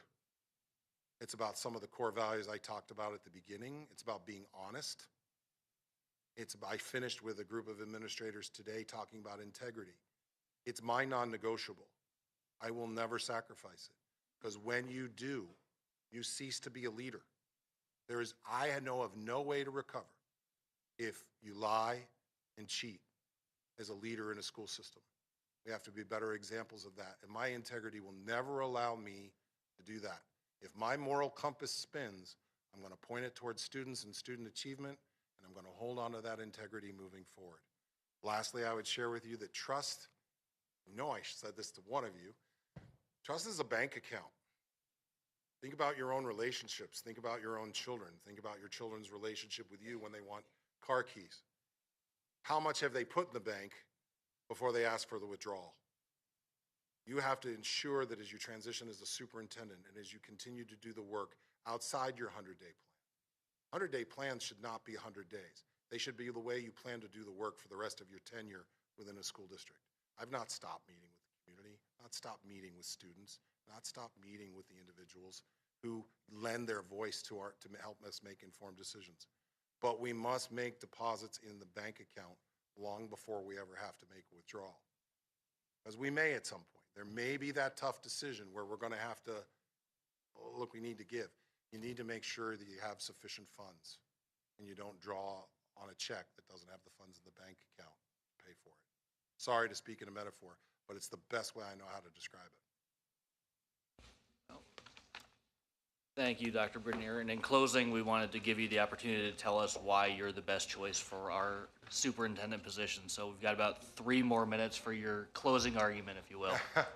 It's a great question and a difficult one to answer. I think the most important thing for me to say, it's my honor to be here. I'm humbled by the fact that you asked a superintendent from Southwest Florida that many of you have, and Omaha was, I knew where it was. But I think the most important thing I want this community to know is this superintendent is meeting a point in his career where his desire and commitment and his knowledge and ability to lead is at a very ripe point. I believe that that's what you're looking for. You're looking for somebody for a desire to come to Omaha, someone willing to commit and stay long term. You're looking for somebody also who has the knowledge and the experience to do the work. I believe I'm one of those people, and I believe that I am that person after I get to this. You are a very proud community, and you should be. You're proud of your history, but with that historical perspective in mind, you are building a future of this community, and a great public school system is the answer to that. A great public school system creates graduates, and it creates community members that are viable and productive. But it does something larger for the greater community. It builds a school system that allows business and industry to come into our community because they know they have an adequate and great system for their children to join when their employees have to make the transfer from North Dakota or Anchorage, Alaska. You need to produce results, and by producing results, you help the economic engine. Lastly, and probably most importantly, you're seeking a leader committed to the set of values that this community has. And when I looked at Omaha when the advertisement happened, it was very clear that your values and my values align. That's what I want. I want a community that I can call home. Short of a referendum from the voters that I had very little time to adjust, I told the Lee County School District I wanted it to be my last job. Unfortunately, that's not the way the voters voted a November ago. That's okay, because I know when I told them I wasn't running, what I got as a response. Why aren't you? Why can't you? And I've discussed why I don't believe in the model. I'm looking for a place to call my home, for Deborah to call home, and to watch the work of a desirous, committed superintendent. Watch that work incrementally place Omaha Public Schools as a leader in the nation, and to watch that work come to fruition in the faces of the young people I got a chance to meet today. Thank you so much for the process of adding student voice to this. It was great in the course of 2 very busy days to finally talk with the customer. So I believe in the potential of this school district, whether this is my selection or somebody else's. I no longer control that. I respect the decision that this board will have to make. I shared with 2 of you. I'm glad I don't have to go into whatever session you have to go into next, because you have great quality candidates. But I want this community to know this wasn't just, hey, Omaha looks cool, I'll go there. This was a very considerate, heavily thought out decision about where Deborah and I wanted to choose to call home, in a place that we would be accepted, that our values would be honored, and we'd be able to contribute to a community, and at the same time do the work that I've always wanted to do, which is to be a public school educator and change the lives and the trajectory of the children we serve. So thank you. Well, thank you so much, Dr. Bernier, for your time.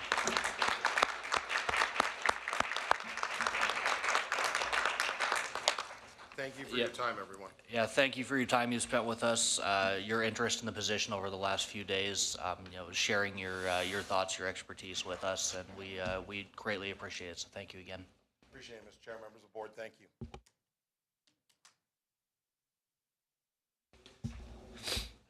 At this point, let's go ahead and take about a 5-minute recess so that we can have a restroom break.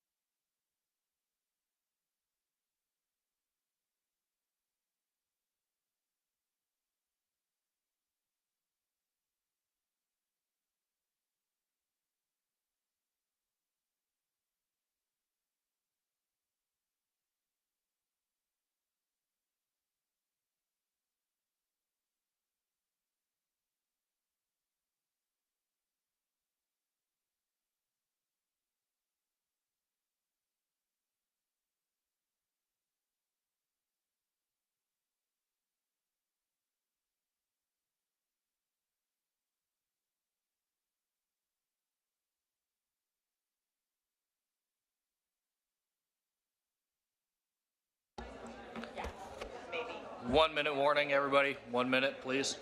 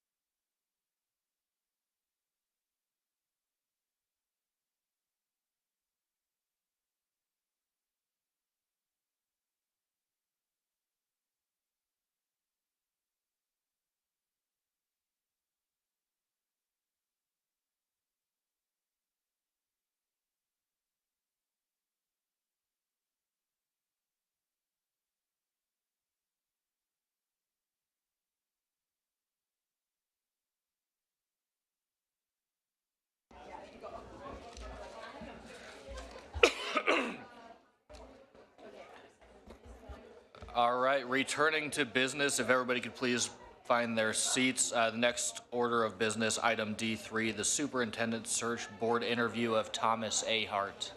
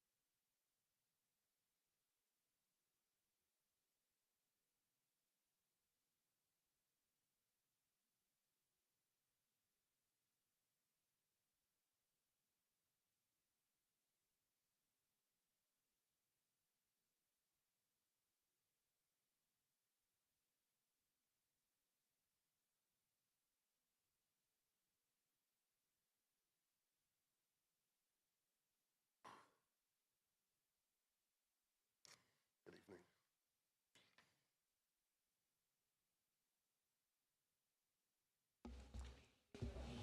Thank you.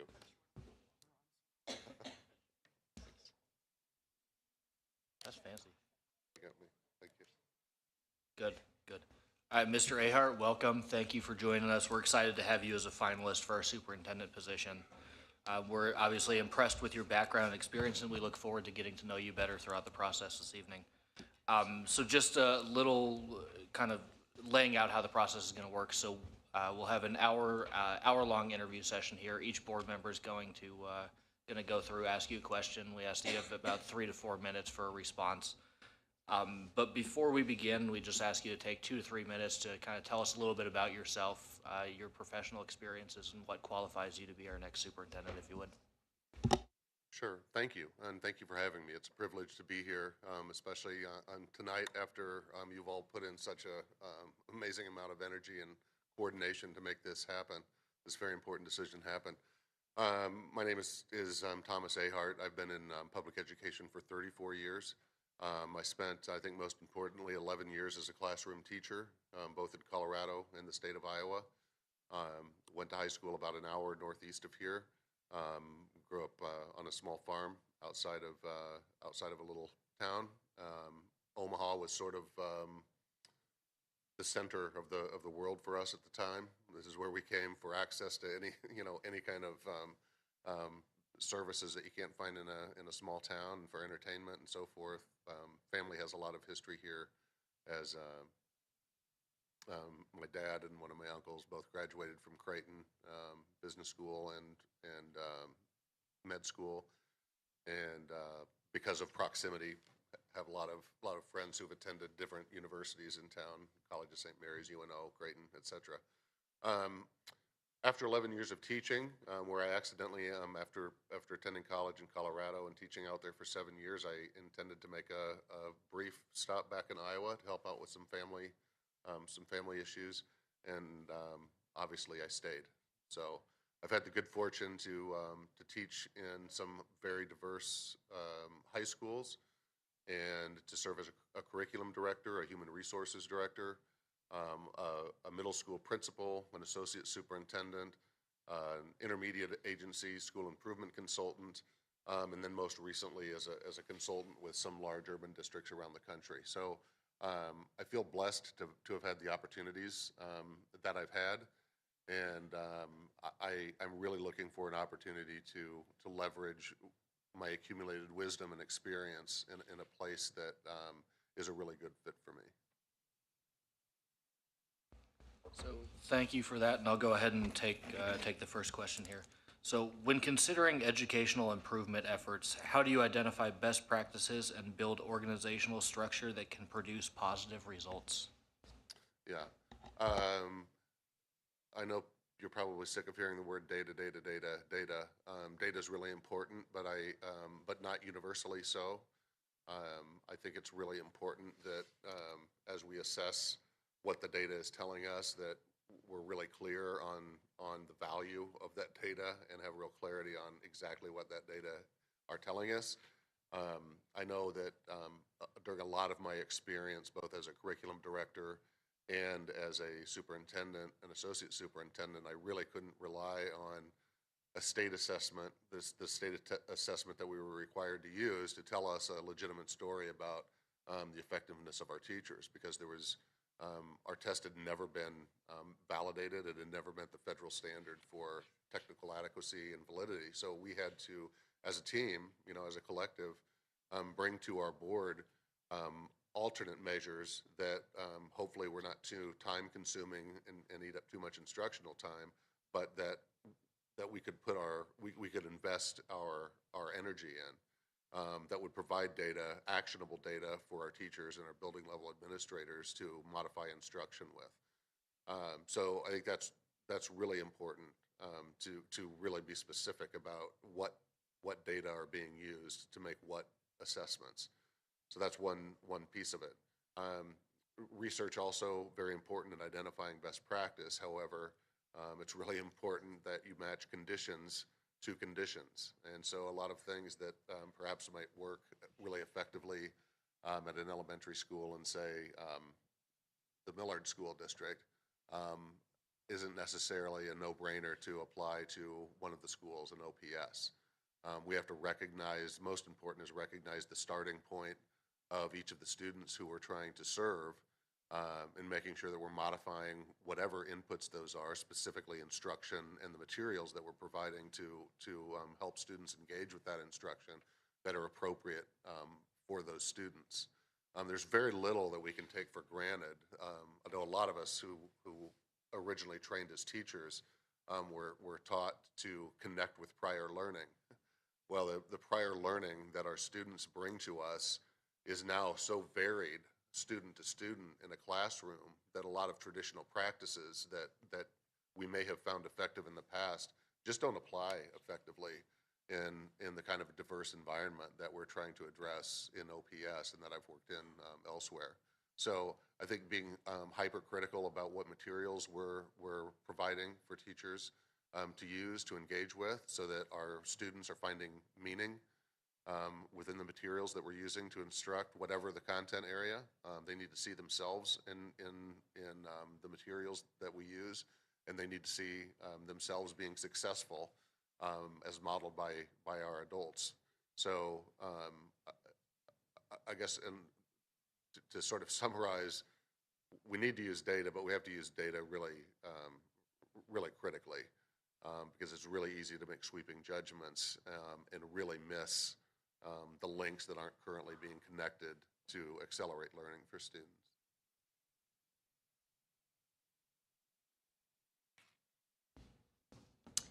Okay, I have your next question. Good evening, Dr. Ahart. Good to see you again. Thank you so much for being here and being part of our process.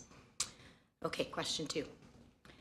What challenges do you anticipate during your first year as superintendent, and how can the board assist you in navigating these challenges?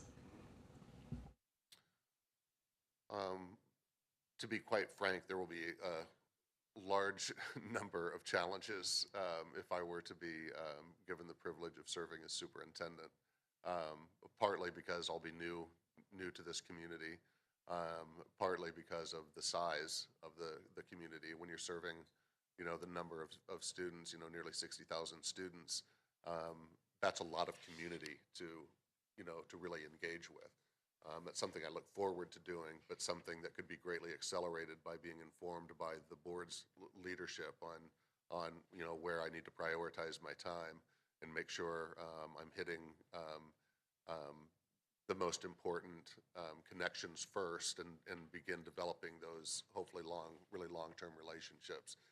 The biggest challenges specific to school improvement are things that I think are not specific to OPS, but that may be in the overall context of OPS more acutely felt right now by OPS. I know that, as is the case across the country, special education staff are very difficult to come by, and even more difficult to retain.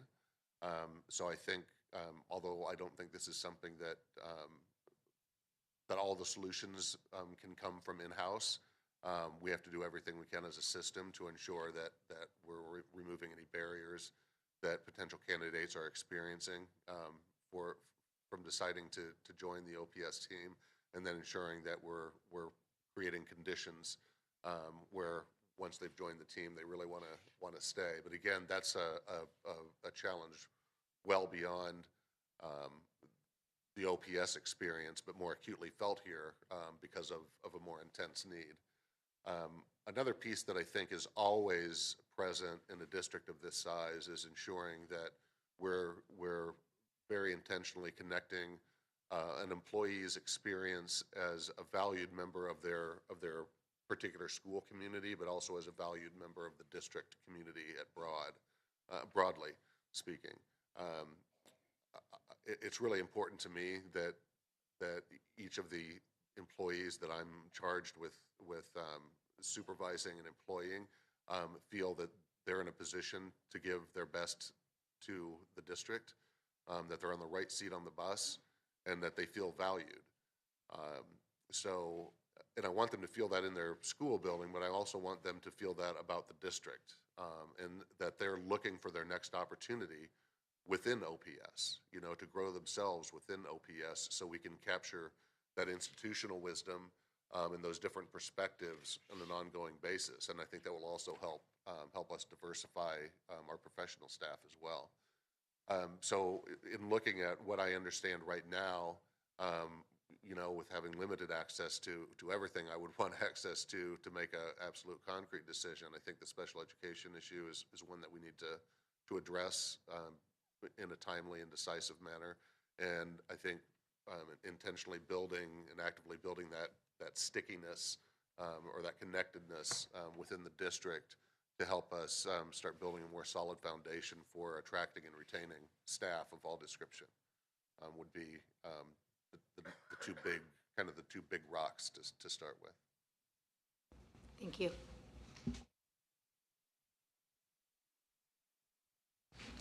Okay, I'm next. In your opinion, what are the impacts of tax credit vouchers and charters on public education? Well, in my opinion, which I would say is a pretty informed opinion, I spent a bit of time studying early attempts at public vouchers, private vouchers, when I was in graduate school working on my master's degree. A lot of that happened on an experimental basis in Milwaukee and in Cleveland in the late 80s in through the 90s. Almost without exception, the end result was not what was originally imagined by making that move. Private schools would either, and sometimes both, either sort of collapse under the weight of the additional enrollment that they got, and understand that the enrollment dollars that they received didn't cover the real cost of bringing in students from outside their already established community. So in-kind contributions that families of means could make were sort of invisible numbers in their business model, became very visible when they were taking under-resourced children and trying to serve them at the same, on the face of it, the same dollar cost. That's one impact. More importantly, though, I think, is that, and we're already seeing this happen in Iowa after a year and a half of a similar bill to the Nebraska bill being in place, is that private school tuition is rising precipitously. And so if a family prior to vouchers did not have access to a private education because of cost, the voucher is not going to cover the cost enough to provide access to those students that don't already have it, because the private schools can raise tuition at will and set that mark wherever they find is most advantageous to them, most fiscally advantageous, and they can also say no to whomever they want to say no to. So it actually from a financial perspective, the state's investment in public education harms districts like OPS in two ways. Off the top, it's sending tuition dollars, public education dollars for tuition for either children who are already paying for it, but now are being subsidized instead of paying it out of pocket, or the dollars that would be going to public schools have been siphoned off for that purpose. Not to mention, as I think everybody in this room understands, our cost per pupil to educate a child is not one universal one cost. Different challenges that students bring to the table come with different resource needs. And so if districts like OPS are going to only be serving, are going to be the only ones serving the most challenging students, the ones who need the highest level of service, that's not always reflected in the funding that the state provides on a per pupil basis. And so it actually cuts two ways. Our average available dollars per pupil is reduced, and then the overall number of dollars received is reduced as well. And so it really cuts two ways, and it harms particularly urban districts, but any district that's serving any kind of a diverse student population. And not to mention that there's not equal access to private education everywhere. So it will, in my view, it would also harm some rural schools more than maybe is realized right now, because it will have the same impact on rural poverty, for instance, if there's not the availability of an appropriate private school setting there.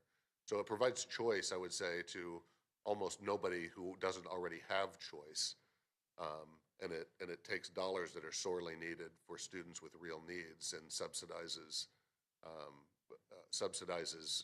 for largely students of privilege. So it's a negative overall impact from my perspective.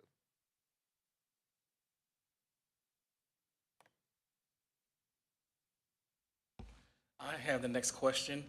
What do you consider to be your major strengths as an administrator, and what have you targeted for professional growth and improvement? I think I have a couple of strengths as a school administrator.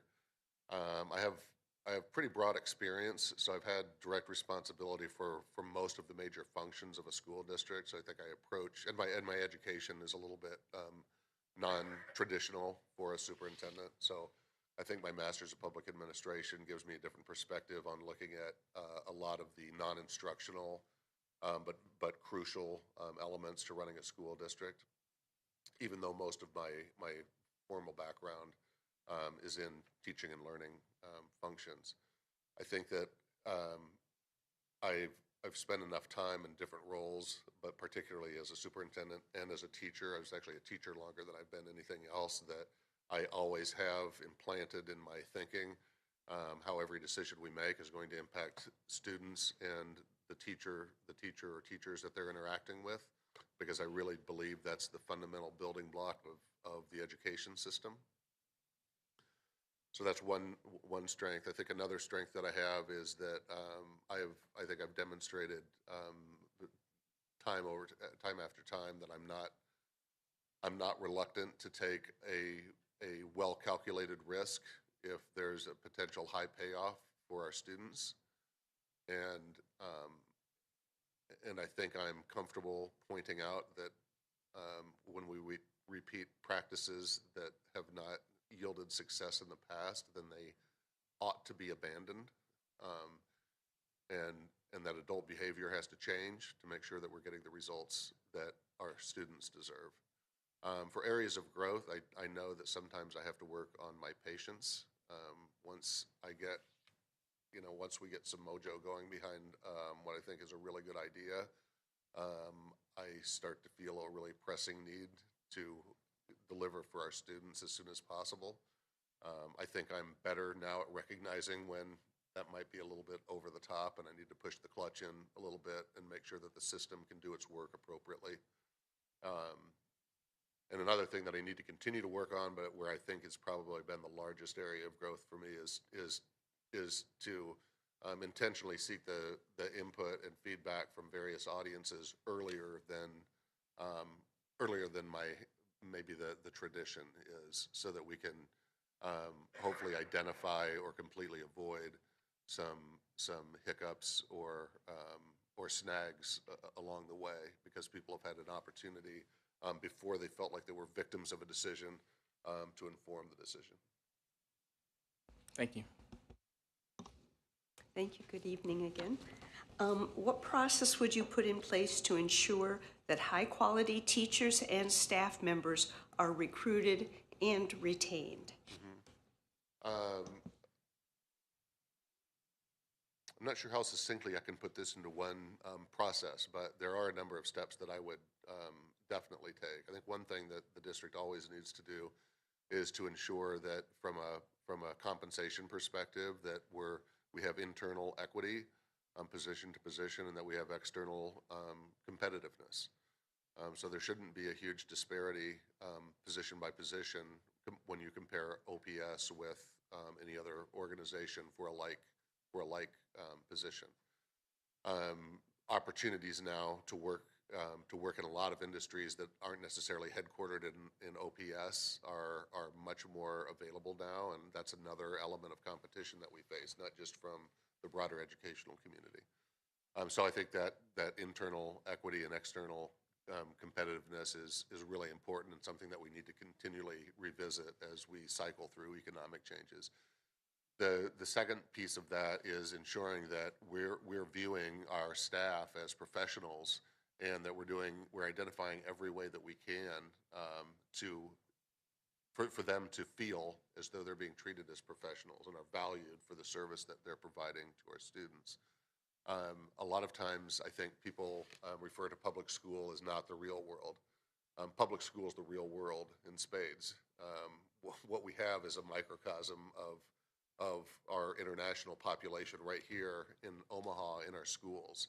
And if developing that talent isn't thought of as real world work, then I think we have our priorities off a bit. So we really need to make sure that our teachers feel valued for a few reasons. We want to attract them. I want OPS to be the destination employer, especially for teachers, but for all our employee groups. But if we're not doing that, and we're not doing it consistently as a community, we're going to fail to bring our best and brightest of the students that we're serving right now into the profession, which already, in my view, is in crisis mode in terms of attracting the next generation of instructional talent.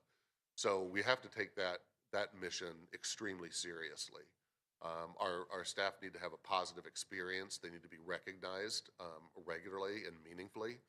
And we need to make sure that we're treating them not just equitably, but competitively when compared with the outside. So those would sort of be the first building blocks of how I would approach that really huge challenge, because there's no denying it is. Yeah.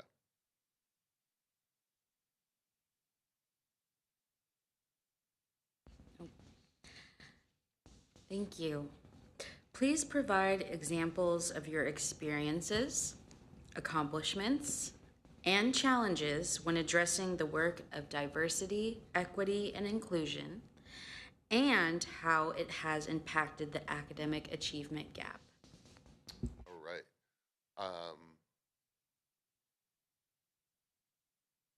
It's a lot. I'm trying to think of how to start. I'll start with a couple of examples that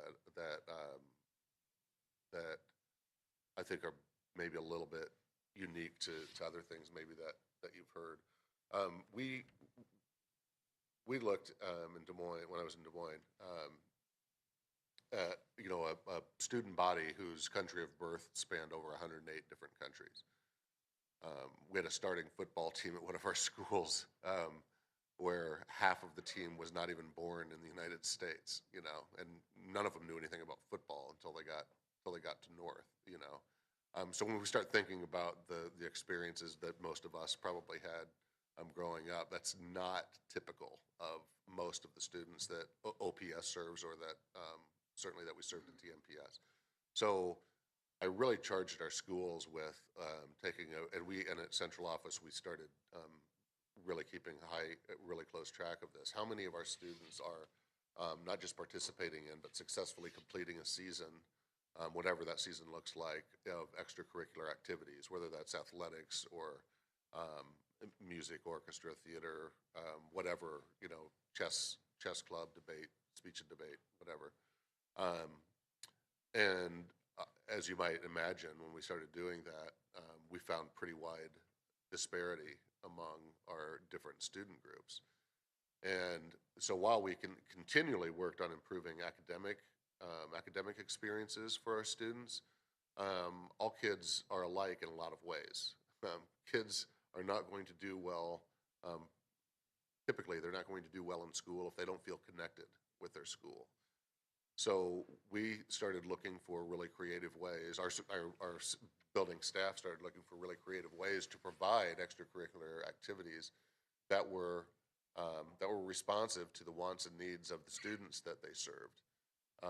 After a few years' time, as a result of offering wild card stipends to our middle schools, so they had some dollars to pay for sponsors for a breakdancing group, for instance, that was spawned at my old middle school, to a chess club, to a Lego league, whatever that particular school needed that they didn't currently have. We gave them some resources to build that up.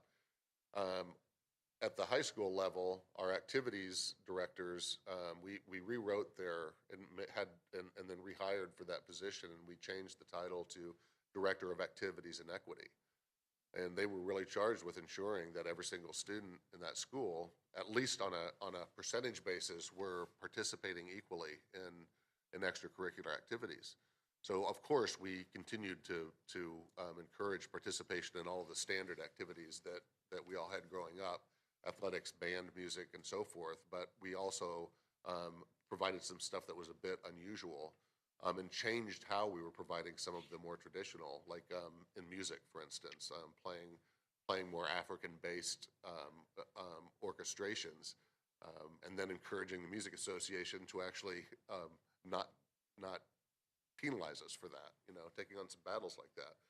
But what we were able to do in about 4 or 5 years' time was eradicate disproportionality among all of our student groups in successful and complete participation in at least one school activity. What that helped to do was broaden the horizons for a lot of our kids who were just exposed to things that they had never been exposed to because it wasn't part of their culture growing up. But it also helped all of our students, especially international students, feel more welcome in participating in stuff that was traditionally, American high school stuff, which is why we had so many, native East Africans playing football for the first time at North High School. So we had to be really intentional about that. And once you have that sense of belonging and people, our kids feel a hook, it becomes much more reasonable to expect that we can make some academic progress with them because they're all whole children. And acting like a non-native English speaker's only challenge is learning English really flattens that student's experience and makes them feel like less than whole. So we have to be sensitive to that. That's one piece that I think really helped fuel our staff's thinking about how we can do things differently. The biggest piece probably in accelerating equity and our thinking about equity was moving to a standards referenced grading system throughout the system, K through 12, where we only allowed grading for a class to be tied to a student's demonstrated ability to demonstrate their knowledge, skills, and abilities tied to that standard. And so if you were, I don't want to throw any of my sisters under the bus, but if you were a grade puppet like my two older sisters and did anything a teacher said and always behaved politely and always had your work in on time and always appeared to be trying really hard, you automatically got an A.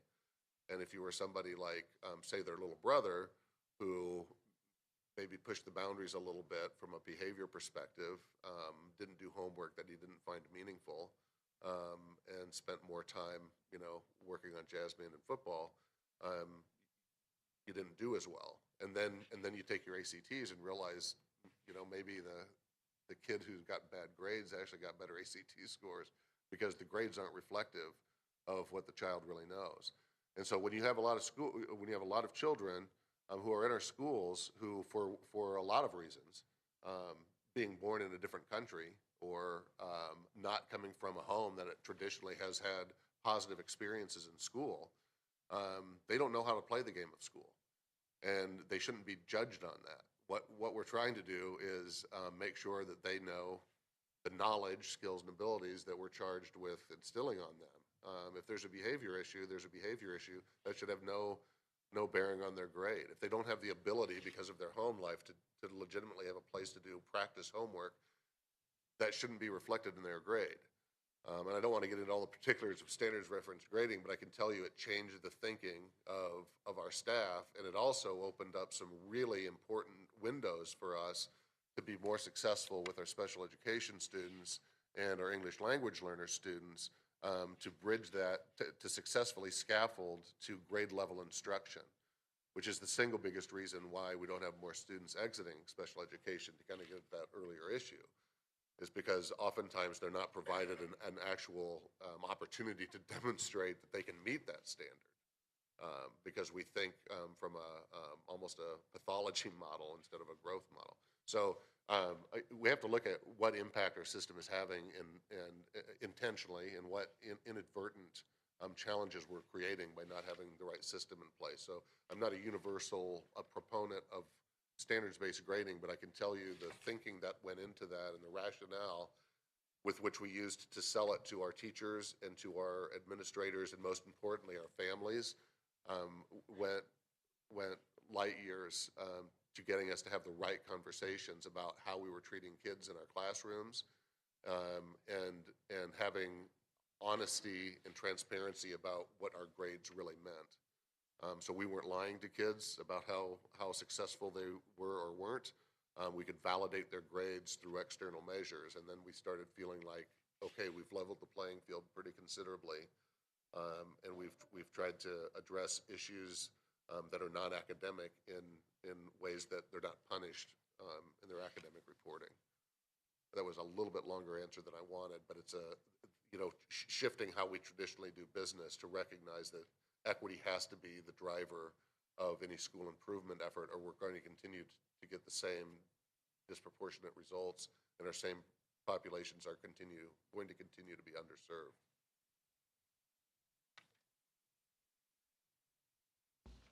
Good evening, Dr. Ahart. Good evening. Please describe your guiding principles for budgeting and fiscal management and how you would manage competing demands for resources. Oh, that's an easy one. Thank you. Cheat joke.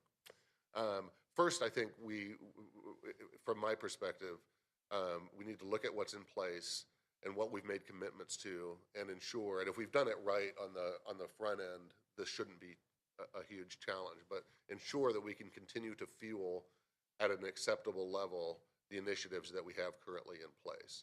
I think one of the frustrations that lots of educators have experienced over the years, including board members, is the slow petering out of a promising initiative for lack of advanced planning about how we're going to financially fuel it, and then that being tracked accurately so that we can sustain the level of support that's needed before the change actually gets embedded in the culture. So that's one thing that I think I've excelled at and have demonstrated, that a long-term implementation of a major district-wide initiative is possible with not just fiscal discipline, but implementation discipline. So sustaining what we already have in place that we know is working and that we've promised our community, we need to continue to do that. When it comes to when staff reduction may be a possibility, something that I was able to do successfully, even in years where we've had to reduce FTE, was to never have to pink slip anyone. To be planful enough and have enough data in advance of having to make those decisions in the planning stages about where we are from a staff perspective, what retirements we can anticipate, and what other transfers we might anticipate, so that we can protect as many jobs, I don't want to say as many jobs. I want to protect as many jobs, but not necessarily as many positions as possible, if that's clear. We were able to reduce staff on almost an annual basis because of lowering enrollment or insufficient funding from the state without people worrying about losing their job, is my point. So we might start the next year with fewer FTE, but nobody lost a job because of it. I think it's really important, especially for some of the reasons that we spoke about earlier, about valuing staff and making this a best place to work, that we really have to be thoughtful and prudent in making those decisions, and be as predictive as we can moving forward. So every year there's not this fear that in the spring a bunch of pink slips are going to go out, and I don't know if I'm going to have a job next year, because that becomes really difficult to hire the best talent, especially the best new talent. So I think that's something that I know that's something that's hugely important, and I put a lot of emphasis on in building budget.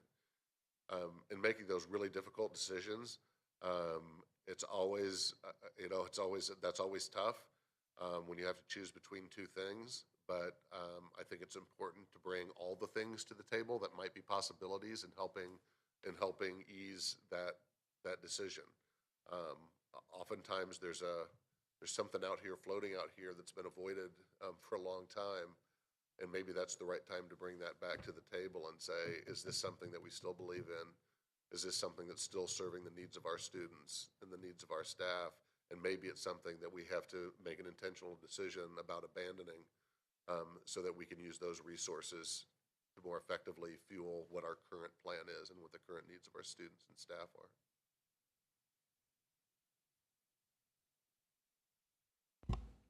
Good evening. Good evening. How would you approach identifying the changes our district needs to make to improve student outcomes? Looking at student data from a variety of angles. Standardized data that can tell us some stuff. Internal, self-created internal assessments is another data, but all of that needs to be triangulated with other, with other data points. What's attendance look like versus grades? And then obviously breaking all of that down by different groups of students to see if we can identify trends that are particular to one group and that are maybe not present in another. So that has to be done on a pretty thorough basis. And then I think really important is to see what kind of differences we're getting building to building. Is this a trend that's at third grade throughout OPS, or is this a trend that we're just seeing on the south side, or is this a trend that we're only seeing in what seems to be random schools? So we can identify whether we have a misalignment or misapplication of the written curriculum versus what's actually being taught. To see if we've not identified a hurdle that might be in place for some of our students. I mean, I think that's become particularly challenging in this time immediately post-COVID, where trauma and events of trauma have had a disproportionate impact on a lot of our families, and that's still lingering. So, I think looking through a variety of lenses, that takes a little bit before we can land decisively on what root cause or root causes there are. And then, once we've sort of honed in on that, I really believe, in my experience, I was very slow to learn this, but my experience has shared with me that oftentimes we can identify the basic issue that may be preventing, for instance, black males reading at grade level by third grade. And we've thrown everything but the kitchen sink at that challenge, and we haven't figured it out. It's okay to ask for help and actually invite the actual communities in to help us identify what we've been too blind to see, or for whatever reason too ignorant to discover, on our own. Because there are some issues like that in public schools, in OPS and DMPS and any district with any kind of diversity in it. And we're obviously missing the boat in some areas. And so we need to make sure that we're getting the most clarity we can from the people closest to the students that we're trying to serve. And a lot of times it's surprising what you can learn when you create the appropriate avenues for people to actually tell you what they're seeing and what their experience with those same children has been. So I think humility has to be a big part of accurately addressing what those challenges are. It's real easy for we educators to get defensive when we don't get the results that we want to see.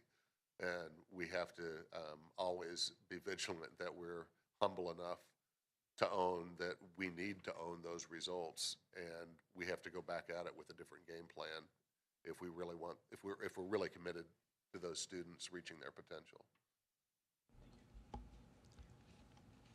Good evening. I have your last question for you. Okay. And it is to describe how you have built trust and confidence among parents, teachers, administrators, and the community.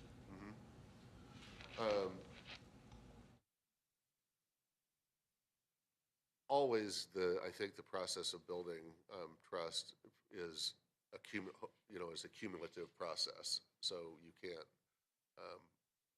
open up a relationship and say the magic words and you're automatically trustworthy. So consistency is hugely important. That I communicate transparently with all audiences, but also with intentionality with all audiences. I know that more communication is not always better. That's a principle I learned as an undergraduate in speech communication. So repeating the same message over and over and over doesn't get you where you need to be, unless maybe you're trying to spread misinformation, but consistency and regularity of communication and always, under promising and over delivering is the best way that I know of to build trust. And then having genuine availability to speak and actively interact with every audience, regardless of what your initial preconceived notion of what they're coming to you for might be. Lots of times there's pleasant surprises, and lots of times when given the room and the regularity of having an ongoing, multi-month, multi-year conversation, lots of common ground can be found, and oftentimes some unexpected solutions can be found as well as you start breaking down those unconscious biases and unconscious sort of thought structures that you bring into, we all bring into every situation. So trying to be really super intentional about bringing the walls down and being as open-minded and clear-headed as possible as we encounter new opportunities for partnership. And then having a demonstrated track record that when I get people riled up and ready to take a chance for the sake of kids, being able to demonstrate a record of success, so the next crazy idea is more easily sold and more wildly successful. But living the modeling what I want to see from my students and modeling what I want to see from my staff, modeling what I hope I would like to see in my interactions with the community is really big. We can't expect better from our students than we're willing to actively demonstrate to them. And so I think that's really important, both in the behavior of the superintendent, but of all the leadership in the district. Thank you. And in closing, we just want to give you the opportunity to make kind of your final pitch, if you will. Give us your closing argument for why you're the best choice for our superintendent. Yeah, that's always a tough one to compare yourself with people that you don't know. I will tell you this. I'm not a job hopper.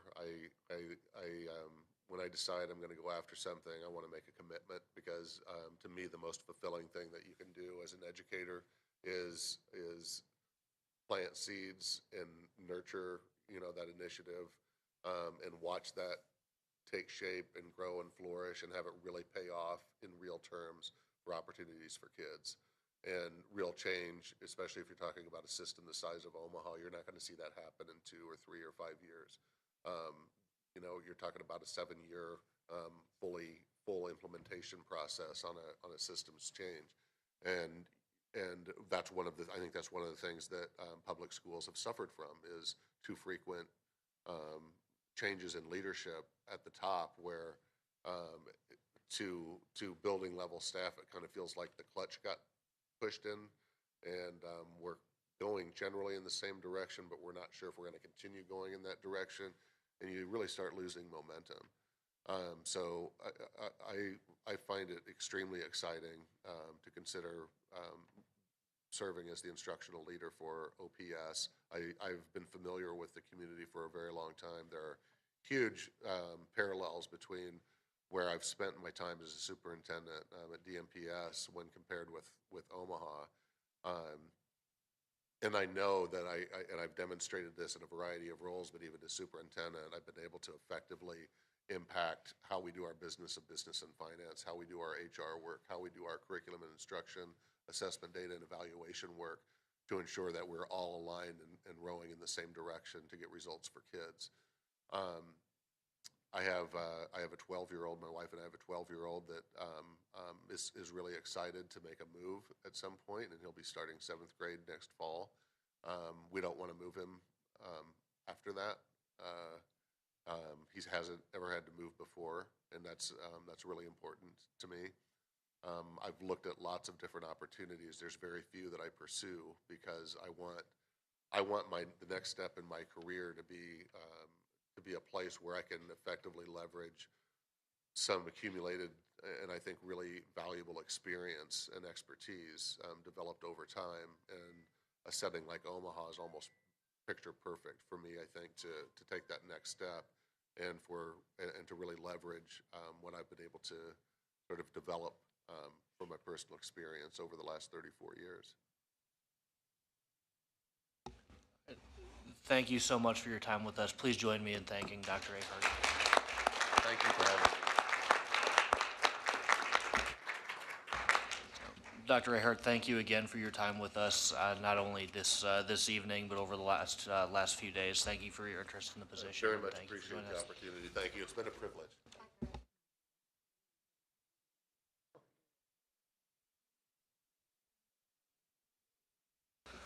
All right. The next order of business, item D4, the Superintendent Search Board interview of Matthew Ray. And we've got about 3 minutes before he will get here if anybody wants to stretch for a little bit.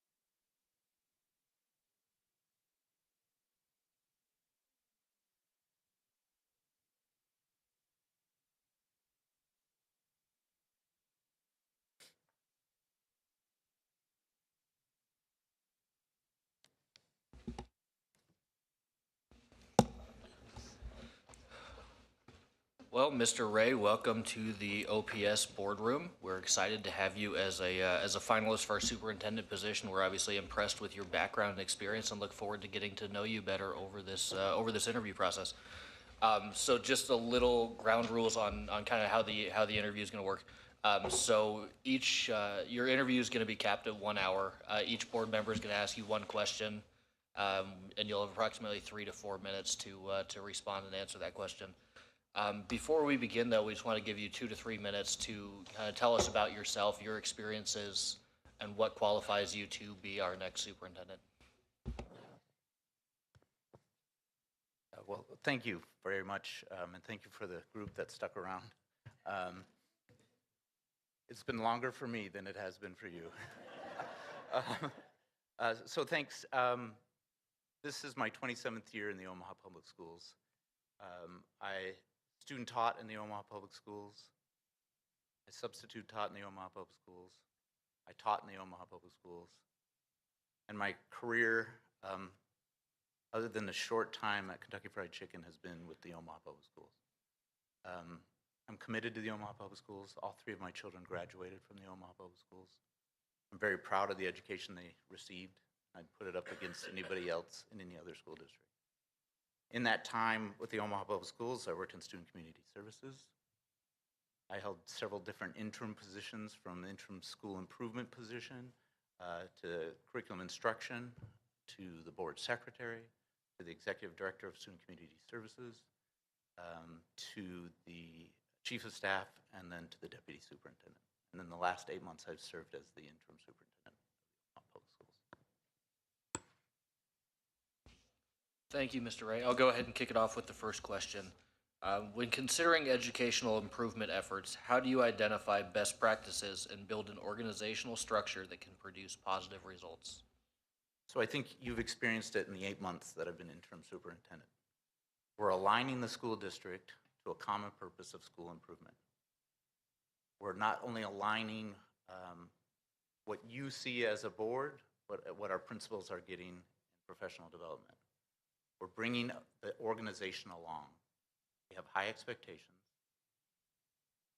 We know we have to do better. We have systems in place, from tutoring, high-quality instructional material, the learning framework, to one-to-one, technology in classrooms, early childhood, facilities. We finished our bond work recently. We have facilities like this that support student learning and improvement. We've gotten rid of some of these labels that we've put on schools, like REACH schools or turnaround schools, focusing on the district as common language, common mission. And that's how we're going to turn the Omaha Public Schools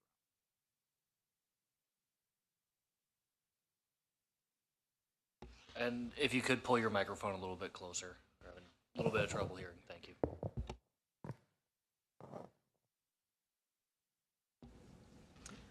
Okay, good evening, Mr. Ray. Good evening. Good to see you again. Thank you. I have question number 2. All right, what challenges do you anticipate during your first year as superintendent, and how can the board assist you in navigating through these challenges? So running the school district, there's a certain cadence. There's a certain pattern to what happens. From where we see the start of the school year, where we start planning for the school year, where we start hiring, where people retire, there's a rhythm to running the school district. And I think the challenge that we'll have next year will continue to be staffing. And I think the support that the school district and the board have already shown in our efforts to do things differently through teacher scholars, through mentorships, through support of Grow Your Own programs will help in that.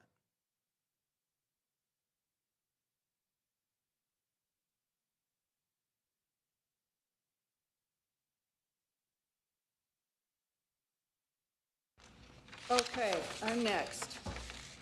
In your opinion, what are the impacts of tax credit vouchers and charters on public education? So the Board of Education has taken a very strong stance against such measures through their own policy statements or their own legislative positions. I think anything that uses public funds for private efforts should be fought against. I don't think those efforts help the Omaha Public Schools, but I also think we can't lose track of the why.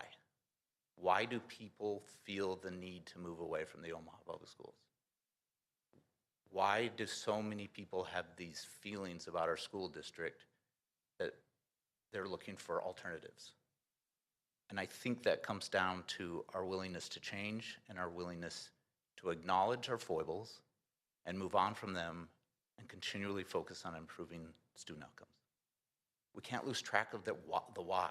Why do so many people have this feeling about the Omaha Public Schools that as a parent, as an employee, I've never experienced, but obviously others do.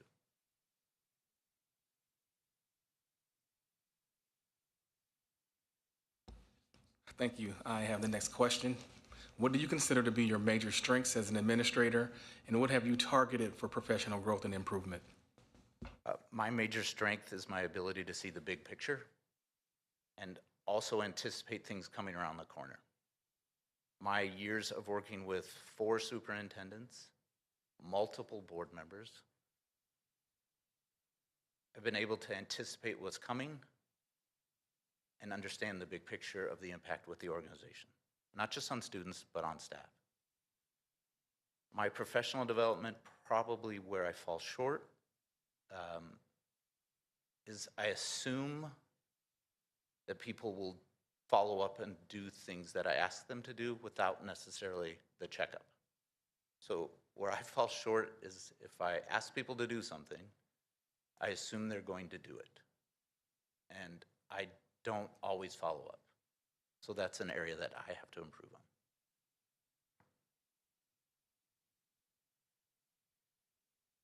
I was too busy writing to look and see who was squirming out there for who hasn't done what you asked them to do. Well, there's a couple. But they still showed up. And they were late.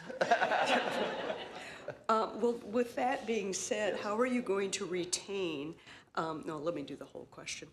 What process would you put in place to ensure that high-quality teachers and staff members are recruited and retained? So retention starts from the beginning of the hiring process, from the posting, from the recruitment, to how we onboard teachers, how we onboard substitute teachers. How we treat people from the beginning to the middle to the end is about retention. And being aware of the person's experience within the school district will help in our retention efforts. I think that's an area of an opportunity for us as an organization, is that long-term how we treat employees. And also the approach, because of some people in the audience have suggested a different approach that I've had with student teachers. My first meeting with student teachers at the start of the year, I thanked them. Thank you for coming to the Omaha Public Schools. Thank you for choosing the Omaha Public Schools. And this last time, I changed it, and the message was, you're lucky to be in the Omaha Public Schools. That you should be fortunate that we're allowing you to interact with our staff and our students. And so we're not taking just everybody. We're not looking for warm bodies. We need high-quality people in the positions. And that may cause us to be in short in some places.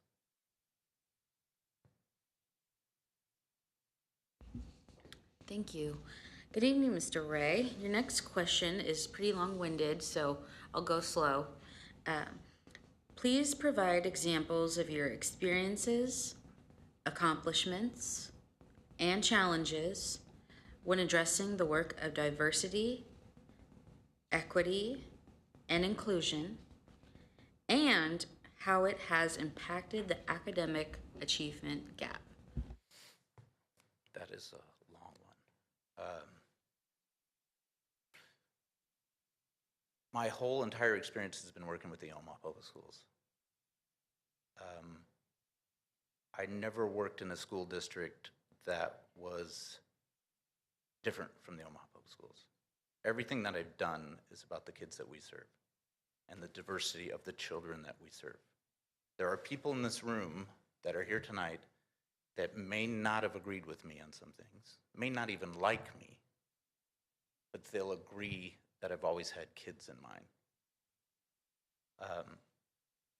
I've been involved in different efforts that the district has undertaken with book purchases, if anybody remembers that, and some other things that are specifically tied to equity and inclusion. The current equity office was developed out of a closing of student community services. That position was created as part of an acknowledgement of the importance of the work, and some former board members advocating that we still needed to make this an initiative. I wonder sometimes, though, that it can't, it's not even a wonder. I know that it can't just be one person that takes on this topic. It has to be infused in everything we do. Similar to how we're looking at small and emerging businesses, is that it's just not one person anymore. It's about how the operation works, how purchasing works, and how the organization works. It's not one person advocating for inclusion or diversity. It's got to be the system. You don't call one person in the room to talk about the topic. It has to be up front in our organization and everything we do. I don't have a specific example of where I can think of a discussion specifically to an initiative that improved a student outcome other than maybe in an approach of how we interact with kids. There's some policy things that we've done that we know that disproportionately impact students, specific students. There was a time in the school district that we had in the code of conduct a lot more policy non-negotiables that you couldn't do anything other than. It didn't allow a school to have discretion. It didn't allow a school to make any decision. The school had to make a decision because it was policy, and we changed that. The school district, we took on the impact that we had with 2-semester expulsions, with what that did to students, and how it impacted groups of students differently. So there was a time, if some of you will remember, that there was in our code of conduct a 1st semester expulsion and a 2nd semester expulsion, or a 2nd semester expulsion, summer school and 1st semester. And so you were expelling kids for a year and a summer. When I was in student community services, we changed that rule because we knew what that impact was on students.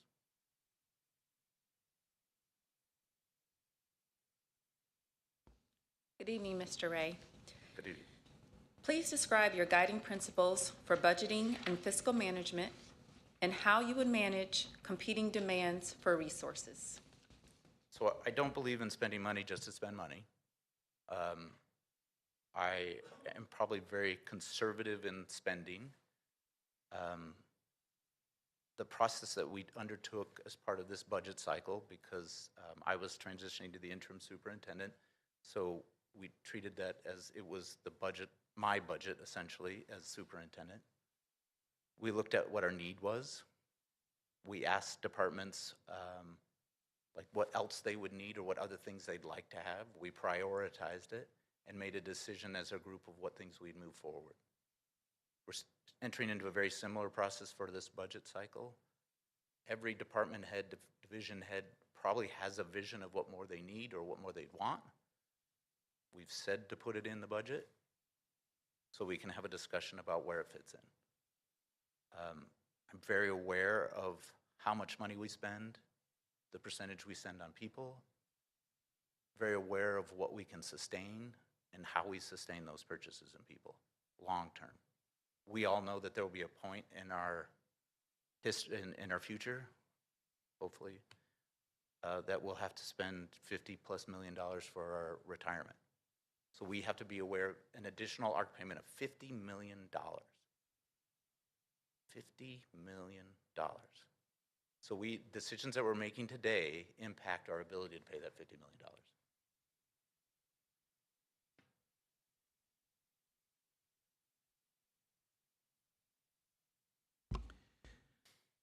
Good evening. How would you approach identifying the changes our district needs to make to improve student outcomes?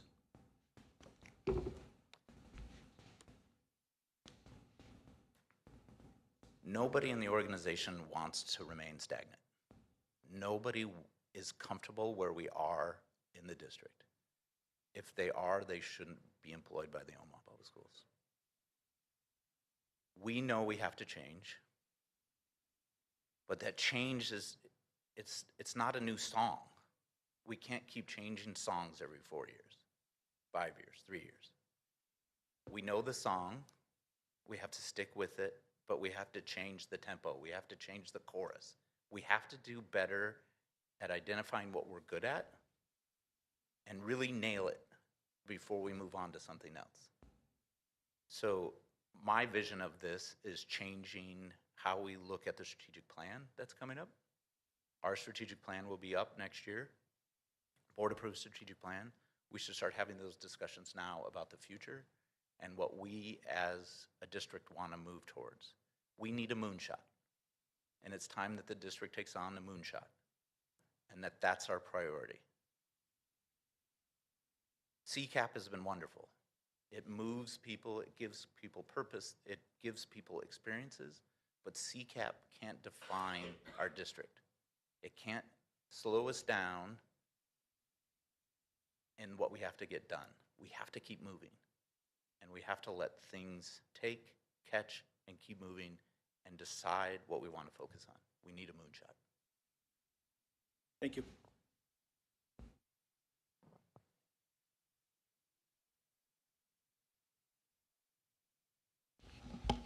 Describe how you have built trust and confidence among parents, teachers, administrators, and the community. So trust is a long-term thing. If you run into, in my opinion, if you run into somebody that says, trust me, they haven't developed that relationship to actually trust somebody. So I've had a long career in the Omaha Public Schools. From teaching to now, I've built trust among people and that they know that they can trust me. It's not by me telling them, but it's by my actions as a leader within the school district. I have built relationships with people from when I taught to when I was a student personnel assistant, some in the room today that came, and thank you. But trust is a long-term process. You have to earn it. You can't just say, trust me.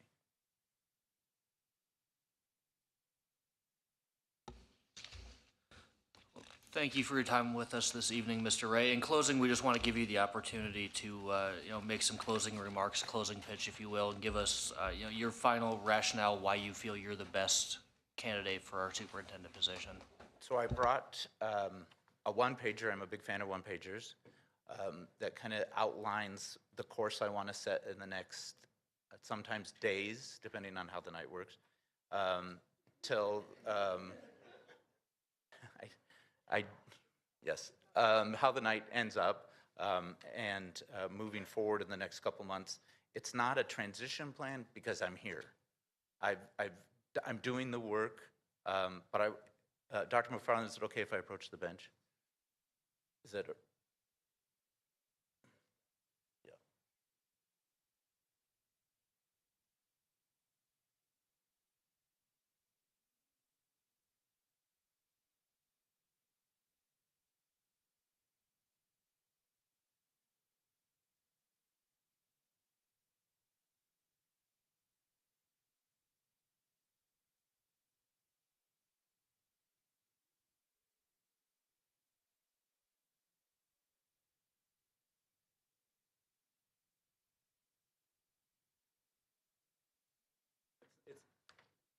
It is not on the screen. I just provided it to Dr. McFarland. It wasn't provided in advance.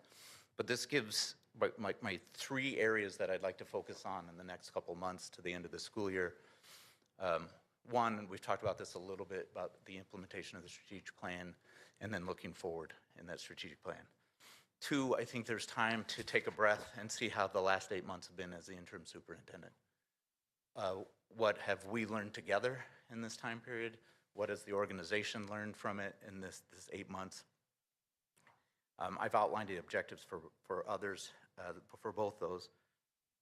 And then working with the Board of Education on a couple of things, superintendent evaluation, resolution of the board secretary position, and then establishing a community engagement framework for both the board and administration as we move forward. So I provided you sort of my setting the course for the short term as we move forward together. And I do have to thank so many people in the room. I have to thank my wife, Shayna. If it wasn't for Shayna, I still would be in the basement on my futon at my mom's house. So really, without Shayna, none of this would be here. And some of you had a chance to meet her last night. There's so many staff in the room that I have to thank for their support as we move forward.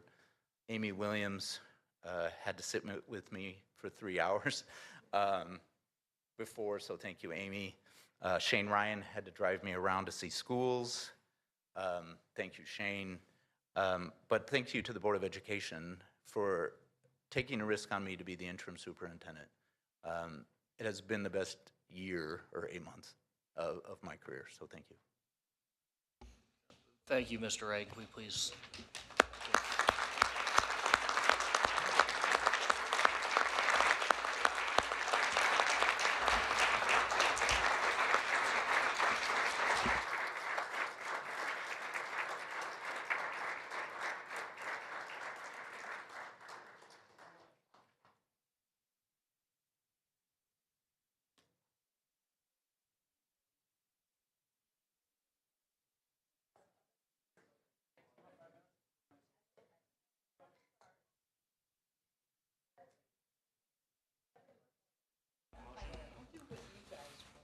Okay. I move that in keeping with Nebraska Revised Statute 841410-1, the board, along with the legal counsel, secretary to the board, and representatives of GR Recruiting go into closed session for the limited and sole purpose of engaging in a brief, candid discussion of the finalist candidates, which could elicit response which might be injurious to the reputation of those candidates. Which brief, candid discussion is clearly necessary for the protection of the public interest, specifically to encourage participation by superintendent candidates in the search process without fear of harm to their reputations, and which brief, candid discussion is for the prevention of needless injury to the reputation of an individual who has not requested that such candid discussion be held in open session. All right, we have a motion on the floor by Mr. Smith. Do we have a second? Second. Second by Mr. Thielen. Is there any discussion? Seeing none, Dr. McFarland, please call the roll. Full. Aye. Head. Aye. Holman. Aye. Juarez. Aye. Pracky. Aye. Smith. Aye. Thielen. Aye. Cassidy. Aye. Erdenberger. Aye. 9 The motion carries. Let me remind the board that in keeping with Nebraska Revised Statute 841410 Sub 1, the board, along with legal counsel, secretariat to the board, and representatives of GR Recruiting, go into closed session for the limited and sole purpose of engaging in a brief and candid discussion of the finalist candidates, which could elicit responses which may be injurious to the reputation of those candidates, which brief, candid discussion is clearly necessary for the protection of the public interest, specifically to encourage participation by superintendent candidates in the search process without fear of harm to their reputation, and which brief, candid discussions is for the prevention of needless injury to the reputation of the individual who has not requested that such candid discussion be held in open session. Let the record reflect that the board went into closed session at 8:19 p.m.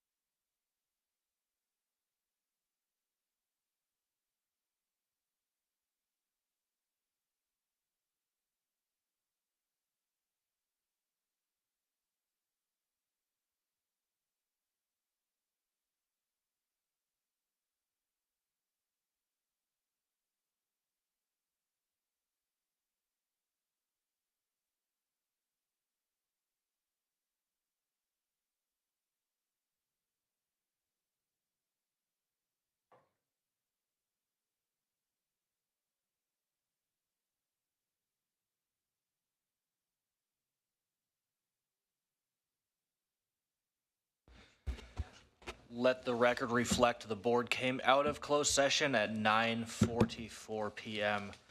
And before we accept a motion to continue on in the process, I did want to. Hope we have a few folks still coming in. Before we make a motion to continue on and finalize the process, I did want to say a couple of thank yous, acknowledge a few people that have been extremely helpful in this process. Specifically, we want to thank everyone who applied, regardless of if they were one of the 4 finalists, but everyone who applied for their interest in this district. We had a remarkably highly qualified pool of candidates. Every single person that applied, regardless if they made the top 4, was remarkably qualified. We hope that the community in the 4 that were here with us tonight interviewing, we hope that they saw what we saw in those 4 finalists and why we were interested in bringing them in to spend time with us, to network, to meet all of you, to meet our staff, to meet our board, and why we saw them as the 4 folks who rose to the top. Hopefully that came through in the process tonight. So thank you to the 4 of them specifically for spending time with us, for spending time with our community. Thank you to the community for trusting us in this process. You know, as the state's largest school district, as the state's most diverse school district, as one of the state's largest employers, it's a huge responsibility. It's a responsibility that we have taken extremely seriously throughout the process to get this right, because we understand the importance of the Omaha Public Schools, not only to our community, to our state, to our students, to our families that we represent. And it's something that we absolutely need to get right, as a decision that we absolutely need to get right as a board. And finally, thank you to our board members up here who have been remarkably dedicated and committed to this process. I know it's been a remarkably long, it seems like about a year-long process at this point now. It's at times it seems like it's drug out a little bit longer than we wanted it to. At times, the last few weeks, it seems like we've just been running nonstop. But we have 9 individuals up here who, look at the decisions, look at the district from 9 individual lenses. But at the end of the day, every member of this board I'm proud to serve with, because we all are here for the right reasons, because we all are committed to serving this district, to serving our families, to serving our students and our staff. So thank you, colleagues, for your commitment throughout the process. With that, I would like to ask for a motion.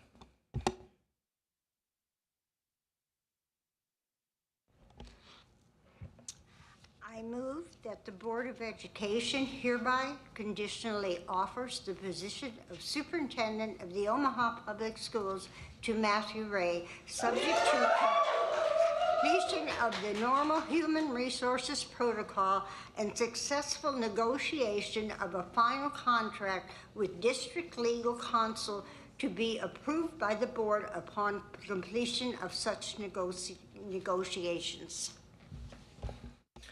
All right, colleagues, we have heard the motion. Do we have a second? I'll second. We have a second by Ms. Juarez. Any discussion? Yeah. Sorry, we had a second by Ms. Juarez. Yep. Yeah, do we have any discussion? Yep. Mr. Thielen. Thank you, Mr. Head.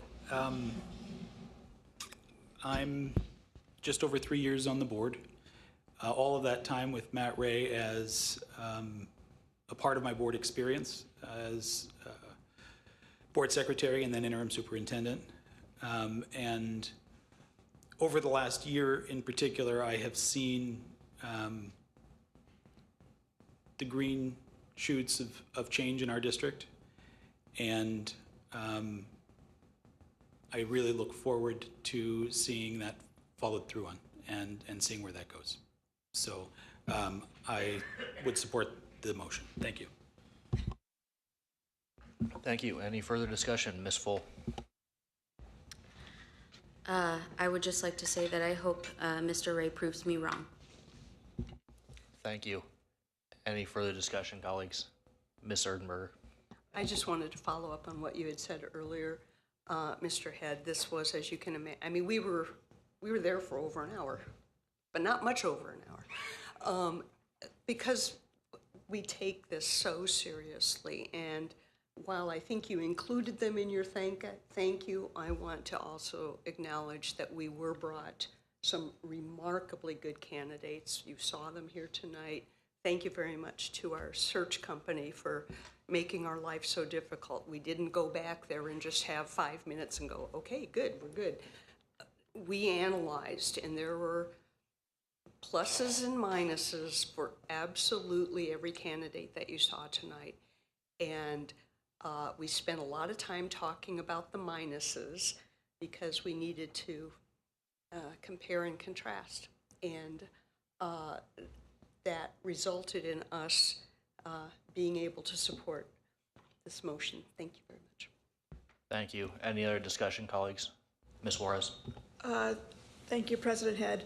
So I just wanted to say that this obviously is my first experience to go through selecting a superintendent, and it was really hard.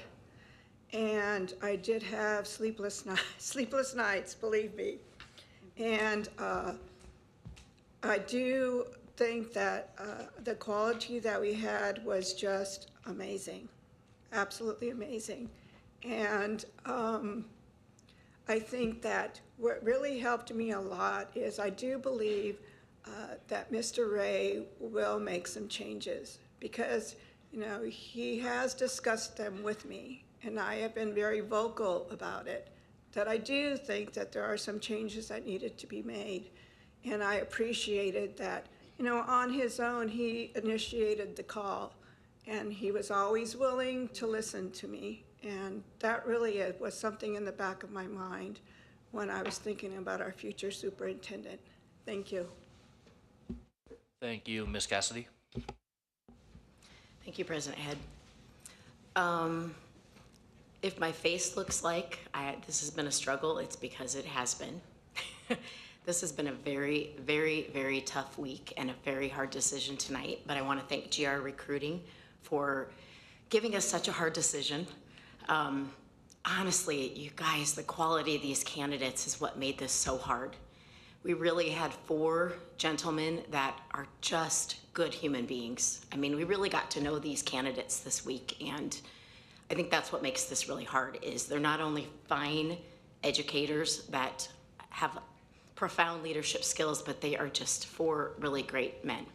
So it was a tough decision, but I feel like we have someone in Mr. Ray. We have a unique opportunity to have someone from within, and we have really listened to our community, and we have heard that that is a very big issue and something that the community has stated that they would like to see. And this is the opportunity to take that forward. And when I think about some of the key words that we heard throughout all of our candidates tonight, integrity, honesty, compassion, they all have that. But in Mr. Ray, we know that, we see that. I've seen that all these years that I've been a part of this Board of Education, and it is real, and I think that those skills will propel him to take the leadership that he already has and be able to progress it. And we will be a supportive board behind him to be able to help him move forward and address any shortcomings that we might have felt were there. We'll help him move forward and continue to just see the district grow as it should. Thank you. Thank you. Dr. Holman? Thank you, President Head. And I won't belabor this, but I think it's important also for us to share that, obviously, I echo everything that my colleagues have said, but it's also important for us to share that we thought that it was critically important to listen to the voices of our community, our staff, our students, all of our stakeholders in the Omaha area. And that was a big part of our decision as well, in knowing the best direction to go for our school district. As everyone has stated, this certainly was not an easy decision for any of us. A lot of in-depth conversations and just figuring out the best route to go and the best person to take us on this journey. And so, again, thank you to all of the candidates that put yourselves out there, that wanted to be a part of the Omaha Public Schools. Thank you for showing up. Thank you for being the educators that you are. Thank you to GR Recruiting for all of your work. I know that it was a tremendous amount of work. And I look forward to continuing on with the mission of the Omaha Public Schools. Mr. Smith. Thank you. Again, thank you, colleagues. Thank you, GR, and all the staff, students, the support people that have voiced your opinions, sent emails that you've been listened to. But please understand that there's an expectation that we have as a board, especially myself. And so we want to see things change, and we want you to be a part of the change. One of the things that we heard is a lot of educators feel like things were done to them, like you weren't part of the discussion, you weren't part of the decision. And so this is a chance for everybody to come to the table. So I'm going to support my colleague's decision. Thank you, and I will add real quick, I've already said just about everything I have to say. GR, I didn't specifically intend to forget you guys in my thanks earlier. I was looking right at you half the time, so I don't know how I didn't think about it, but thank you for your help throughout the process. And also to the community as a whole, thank you for your engagement in the process. Thank you for your participation, sharing your thoughts with us, sharing your vision for where you would like the schools to be. And I would also ask the community, our families, our students to, throughout this process, throughout this transition, to continue to hold us accountable. Hold us accountable to where they would like us to be as a district, where we know we need to be as a district, and make sure that we are continuing to move this district in the right direction under Mr. Ray's leadership should this motion pass. So with that, is there any other discussion, colleagues? Ms. Kratke. Along with the motion, I need to put in my 2 cents worth also. I've been through this process 4 times. And so, I knew it's very difficult. There were 2 days at home, I didn't leave the house. I couldn't do anything. It was just like in one place, not moving, nothing, And then I went back and read the resumes all over again and set them aside. And, it's just really a bit difficult. But I really feel we made the best decision. We're going to move forward, and things will be, and yes, hold us accountable. And there are things that we need to do, we need to change. And together, the board, working with our superintendent, we're going to move forward. So I want to thank all of you and look forward to us and the things that we're going to do in the future. Thank you. Any further discussion, colleagues? Dr. Holman. And quickly, we left out 2 very important people. Dr. McFarland, thank you so much for all of your work, everything you've done to help make this successful. We really appreciate you. Lindsay, I don't know if she's still here or not. Thank you so much. Rhoda, thank you all so much. Megan, everybody here at the district level that has put forth your efforts, your time, your willingness to support and to volunteer and to help us throughout this process. We truly, truly thank you and are so very appreciative of you all. Thank you. Thank you. Any further discussion, colleagues? Seeing none, please call the roll. Thielen. Aye. Cassidy. Aye. Erdenberger. Aye. Bull. Aye. Head. Aye. Holman. Aye. Juarez. Aye. Kratke. Aye. Smith. It's been almost a year. Y'all been waiting for that?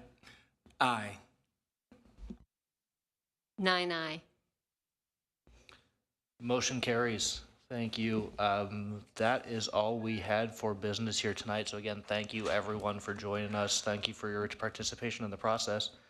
And let the record reflect that this special meeting adjourned at 9:59 p.m.